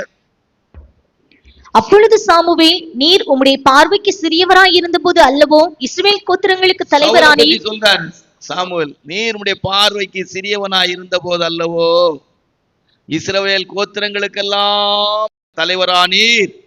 கர்த்தர் உம்மை இஸ்ரவேலின் மேல் ராஜாவை அபிஷேகம் பண்ணிவித்தாரே. இங்க அவர் குடும்பத்தை சொல்லல, நீர் உம்முடைய பார்வையில் சிறியவராய் இருந்த போது. கீசுடைய குடும்பம் கொஞ்சம் பெரிய குடும்பம் தான், இல்லைன்னு சொல்ல முடியாது. கொஞ்சம் வசதிகள் உண்டு, கழுதையெல்லாம் இருந்துச்சு, வேலைக்காரங்களாம் இருந்திருக்கிறாங்க. ஆனா நீர் உம்முடைய பார்வையில சிறியவராய் இருந்த போது, ஒரு யுத்தத்துக்கு போகிறதுக்கெல்லாம் தைரியம் இல்லாத நிலவரத்துல கர்த்தர் அபிஷேகம் பண்ண நினைக்கும் போது கூட தளவாடங்களுக்குள்ள போய் ஒளித்திருக்கிற நிலவரத்துல எல்லாம் இப்படிதானே இருந்தீங்க. ஒரு கழுதையை தேடி போறதுக்கு கூட ஒரு வேலைக்காரனோடு தானே நீர் போக வேண்டிய இடத்துல இருந்தீரு. நீர் இஸ்ரவேல்ல உயர்ந்த மனுஷனா இருந்தாலும் உங்களுக்குள்ள பயங்கள் எல்லாம் இருந்திருக்கிறது. ஆனாலும் நான் உண்மை தேர்ந்தெடுத்தனே, கர்த்தர் உண்மை தேர்ந்தெடுத்து அபிஷேகம் பண்ணினாரே. நீ நன்றி இல்லாத ஒரு மனுஷனா நடந்துகிட்டீங்களே, நன்றி இல்லாத மனுஷனா நடந்துகிட்டீங்களே. கண்களை மூடுவோமா? போதும். எல்லா வாரமும் 1 மணி வரைக்கும் இழுத்து உங்களை கொண்டு போறதை விட இன்னைக்கு அப்படி ஷார்ட்டா முடிப்போம். திஷ்டாந்தம் நிறைய இருக்கு, நிறைய இருக்கு. 3 விஷயத்தை தியானிச்சோம். ஒண்ணு என்ன? கீழ்ப்படியாமைக்குரிய திஷ்டாந்தம். 1 என்ன? 2 என்ன? காணிக்கை செலுத்துவதற்குரிய திஷ்டாந்தம். 3 என்ன? நன்றி இல்லாத ஜீவியத்துக்குரிய திஷ்டாந்தம். இவையெல்லாம் நமக்காக எழுதப்பட்டிருக்கிறது. சரியா? ஆண்டவரே, வேதம் முழுவதும் இப்படி திஷ்டாந்தமா நடந்த நிறைய சம்பவங்கள் இருக்கிறது. நன்மைக்கும் தீமைக்கும் திஷ்டாந்தமான நிறைய சம்பவங்கள் இருக்குதுப்பா. இதெல்லாம் கடைசி நாட்கள்ல வாழ்கிற எனக்கு எச்சரிப்பா எழுதப்பட்டது. ஒன்றை உங்களுக்கு மறுபடியும் சொல்றேன், கர்த்தருடைய ஆவியானவரால் உணர்த்தப்படுகிறதுனால சொல்றேன். ஆசீர்வாதம் உலகத்துக்குரியதை மட்டும் நாடி தேடி போயிடாங்க. உங்களுக்கு என்ன தேவையோ கண்டிப்பா சொல்றேன், படைச்ச தெய்வம் உங்களுக்கு கண்டிப்பா தருவார். முதலாவது தேவனுடைய ராஜ்யத்தையும் அவருடைய நீதியையும் தேடுங்கள். தெய்வ ராஜ்யத்துக்குரிய ஒரு ஜீவியத்தை வாஞ்சிங்க, கர்த்தருடைய ராஜ்யத்துக்குரிய ஒரு ஜீவியத்தை வாஞ்சிங்க. நான் உங்களை கொழுக்க பண்ணினேன். இஸ்ரவேலர் தங்களுக்கு இருந்த மேய்ச்சலினால் திருப்தி ஆகி என்னை மறந்தார்கள். அவள் இருதயம் மேட்டிமை ஆயிற்று. யசூரன் கொழுத்து போய் உதைத்தான், யசூரன் கொழுத்து போய் உதைத்தான். கர்த்தருடைய பிள்ளைகள் நம்முடைய ஜீவியத்தில் அப்படி இருக்கக்கூடாது. இதெல்லாம் நமக்கு திஷ்டாந்தமா இருக்கு.